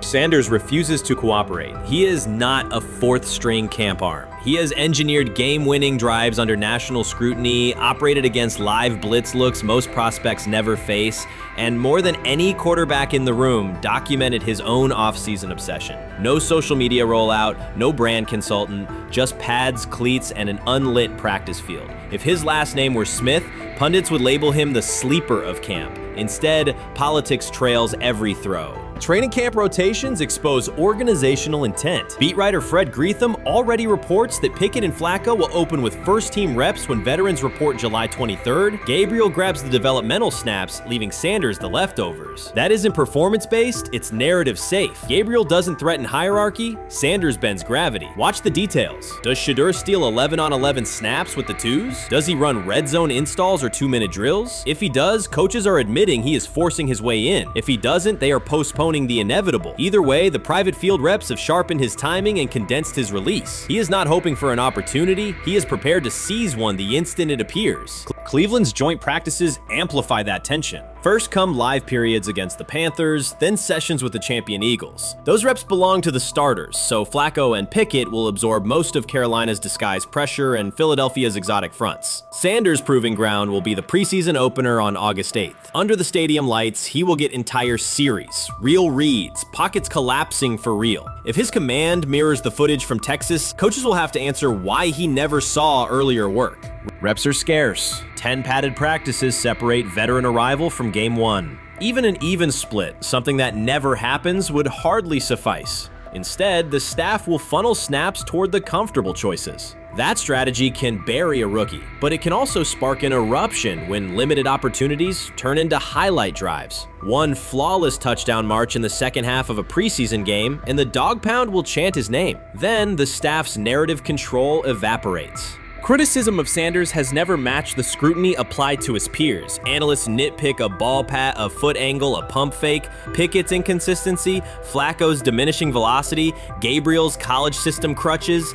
Discuss politely, if at all. With Shedeur, the critiques arrive as coded doubts. Does he rely on the family brand?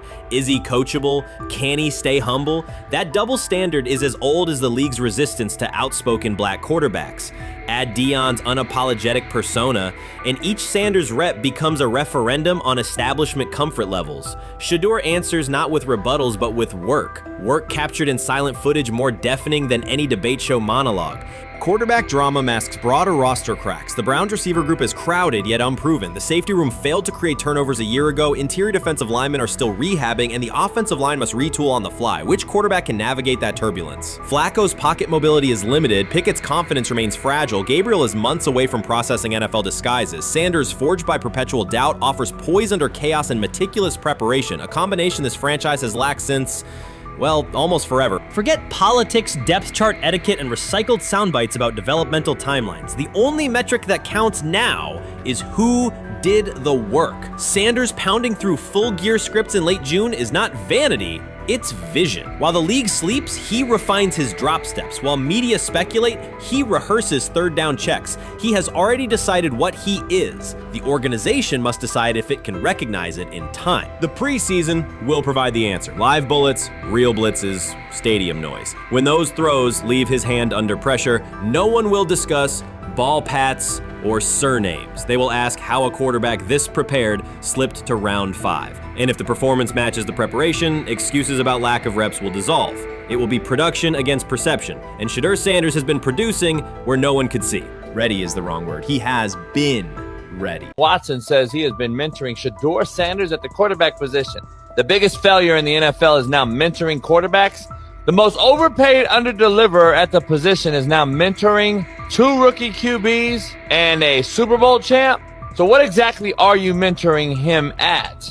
You have had 24 civil lawsuits that you paid off to go away. And when you play, you are as ass as those massage therapists are, apparently. Shedeur Sanders is also a show. It's all about him. It's all about anything else. If you don't see that by now, then you're just blinded. Cleveland's second most talked about player has yet to take a professional snap, and it isn't Deshaun Watson. Rookie quarterback Shedeur Sanders has already captured the locker room's attention and the fan base's enthusiasm, creating a visible shift in the team's internal dynamics. Watson, once the uncontested focal point, now shares the spotlight with a newcomer who has only practiced in shorts. The Browns are experiencing a rapid, unforeseen change in popularity within their roster. 4-man competition. It's not. It's 2 guys versus 2 guys. It's the 2 older guys to be the starter. Yeah. It's the 2 younger guys to position themselves however it may be.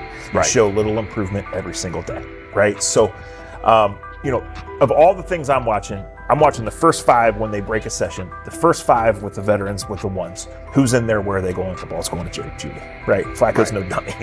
Lasts as long as he has. Right. He can really whiz it.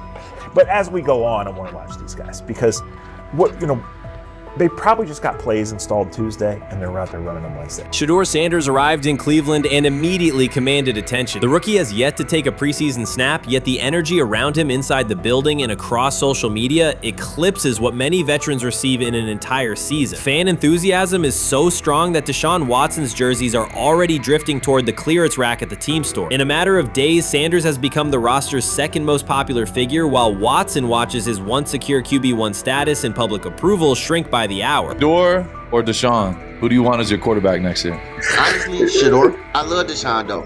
Like, I don't understand all the hate for Deshaun. You get hurt and you get booed, bro. That's foul. That might be the foulest I ever seen. The Browns' social media staff posted a single candid photo of rookie quarterback Shedeur Sanders releasing a warm-up throw, and the response was immediate and overwhelming. Fans saturated timelines with edits of themselves alongside him, while Deshaun Watson's routine practice reps drew comparatively little notice. Although an official Sanders jersey has not been released, unauthorized versions are already moving at a pace that exceeds merchandise sales for several other AFC North teams. The surge in interest marks one of the most intense fan reactions Cleveland has experienced in recent memory. The excitement surrounding Shedeur also triggers a wave of criticism. Veteran analysts, anchored in a 1980s mindset, question whether his style will translate into lasting success. They focus on his NIL earnings, social media presence, and visible confidence, arguing that the image overshadows substance. To them, outward self-assurance appears to be a distraction rather than a competitive asset. Even a simple simple smile or brief display of personality is cited as evidence that he lacks the measured discipline they expect from a starting quarterback. Critics claim Shedeur Sanders is notable only because of his father overlooking the performance he delivered at Colorado. Many of those same observers ignored the Buffaloes until Deion Sanders made national headlines, yet they now question whether his son has earned the attention. They want rookies to keep quiet, carry clipboards, and wait 2 seasons before challenging for a starting role. Sanders is disregarding that script from the moment he arrived. His presence has already turned Cleveland's quarterback discussion into a genuine 2-man competition before a single preseason snap. Deshaun Watson maintains publicly that the situation does not concern him, but it is hard to believe the pressure is not real. A fully guaranteed contract protects his paycheck, not his standing in the locker room. Sanders, meanwhile, is translating charisma and early momentum into tangible influence with teammates, coaches, and fans, reshaping expectations for who will lead the Browns on opening day. I'm a firm believer. If I wanted Shedeur Sanders at 2, at worst at 33, of course I already think that he's better than other quarterbacks. Because that's the type of talent, that's where I would have picked him at.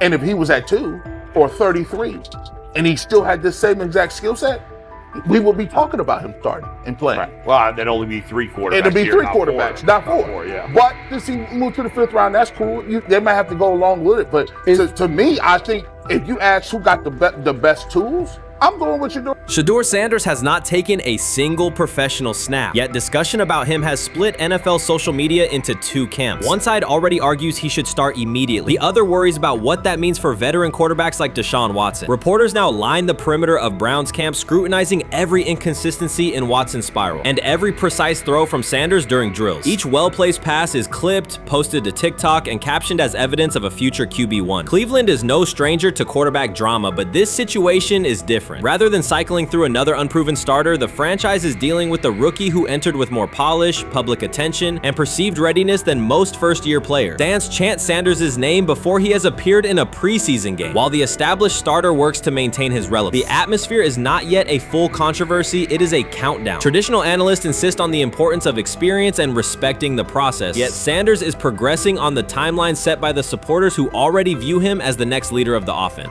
Urban Meyer's roster history underscores the absurdity. Meyer coached Aaron Hernandez, whose off-field crimes are well documented, along with other players entangled in assaults, academic misconduct, and more. Yet Feinbaum singled out Newton, a national champion, Heisman Trophy winner, and NFL MVP, as the worst. This selective condemnation is not new. When Deion Sanders recently suggested implementing an NIL salary cap to restore competitive balance, Feinbaum dismissed the proposal and called Sanders a hypocrite rather than engage with the substance. The pattern repeats. Feinbaum routinely targets Cam Newton, Deion Sanders, Jameis Winston, Lamar Jackson, outspoken black athletes and coaches, while extending grace to figures such as Nick Saban, Kirby Smart, Dabo Swinney, or Tim Tebow under similar circumstances. Newton is no longer content to remain silent while others distort his story. In response, he laid out an accurate chronology, highlighting facts the commentary networks rarely repeat. One long-standing myth is that Newton was expelled from the University of Florida. He was not. Tim Tebow held the starting job unchallenged, and Meyer had no intention of displacing his star. Like thousands of athletes each year, Newton transferred to find a place where he could play. The move was strategic, not disciplinary. He is with 3-2-2-5-3-17 to transfer to and more back. Meyer was. Critics habitually resurrect the 2008 laptop incident to tarnish Newton's entire career. Newton has acknowledged the mistake, but its relevance is overstated. The incident did not prompt his transfer, nor did it derail his trajectory. After leaving Florida, Newton enrolled at Blinn College, a Texas JUCO powerhouse, and led the Buccaneers to a national championship while posting dominant statistics. That performance earned him the opportunity to transfer to Auburn. At Auburn, Newton produced one of the most extraordinary single seasons in collegiate history. More than 4,000 yards of total offense, 50 combined touchdowns, an SEC title, a national championship, and the Heisman Trophy. Achievement compressed into a single year under intense scrutiny. Even that landmark season is recast by Feinbaum as a cautionary tale. He claims Newton ignored head coach Gene Chizik by diving for a goal line touchdown when told to kneel, jeopardizing the game. In reality, Newton explained that the decision was a collective adjustment made in the huddle after reading the defense. While Auburn still held timeouts, the Tigers maintained control and secured the championship. Portraying that moment as reckless serves to recast Newton's success as selfishness rather than leadership.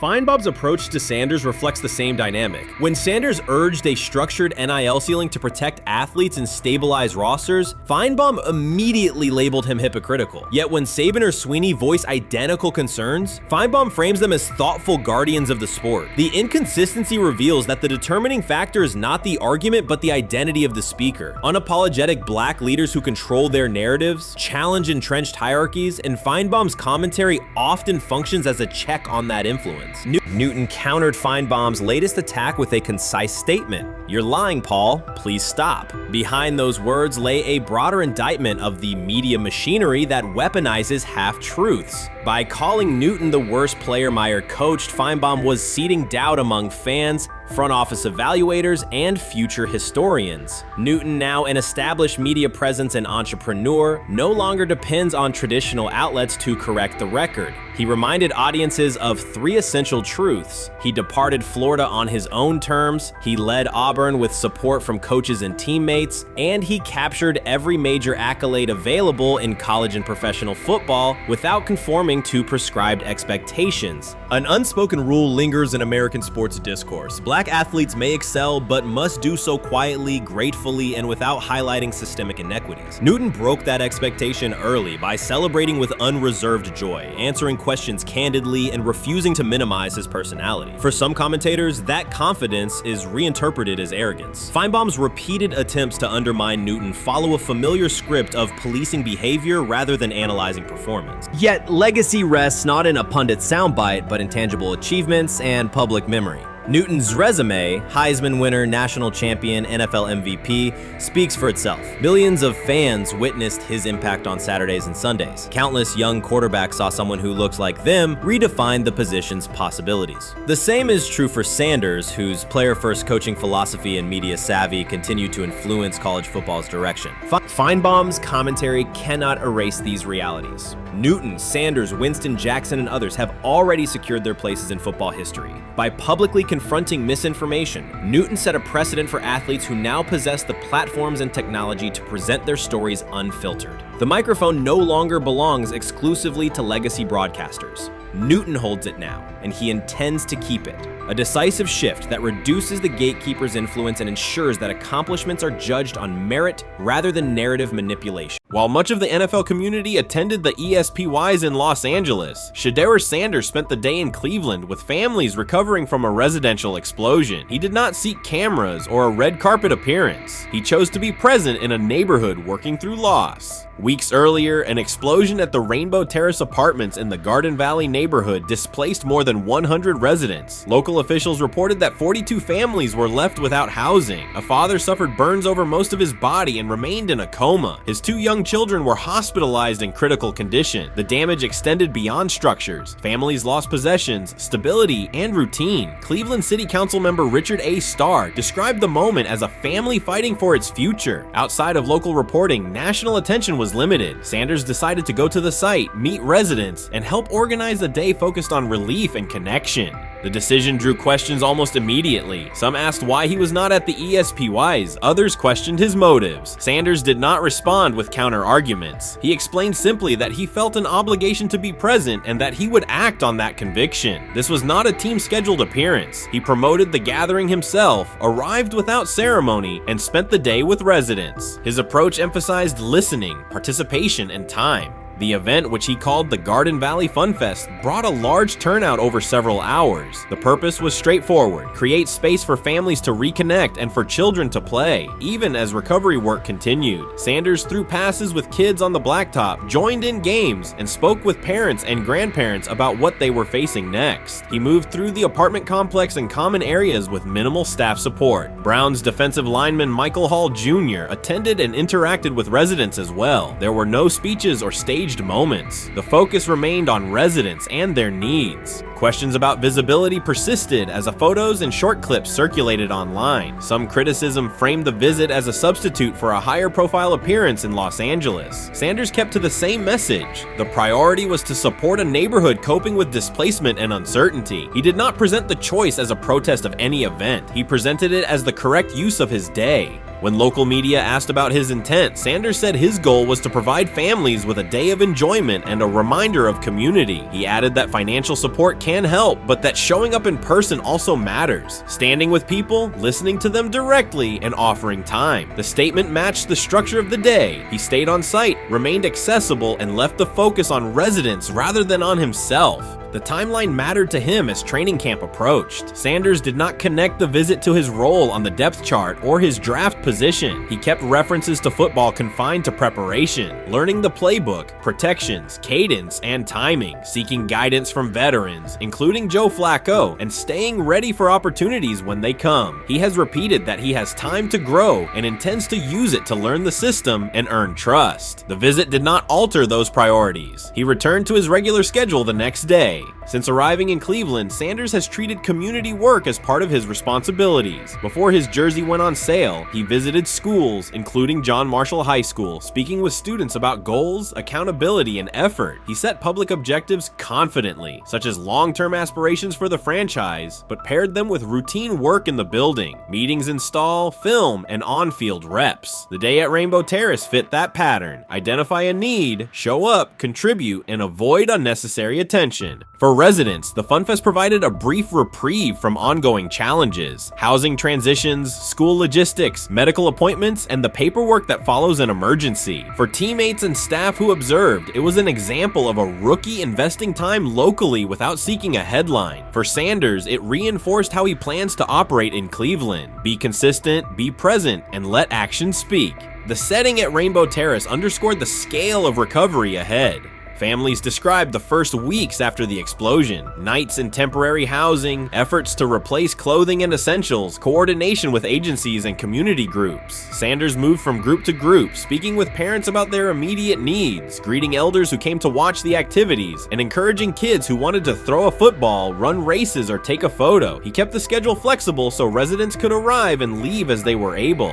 Community partners and volunteers handled tables for supplies, simple games, and refreshments. There were no sponsor banners or organizational pitches. Residents organized as they usually do, checking on neighbors, guiding children, and sharing updates. Sanders' role was clear: participate, make time, and listen. The presence of a recognizable player brought energy, but the purpose remained practical: create a normal afternoon in a place that had not felt normal since the blast. Online reaction covered the full range of opinion. Some posts praised the decision and the event's tone. Others questioned why a rookie would skip a high visibility awards show.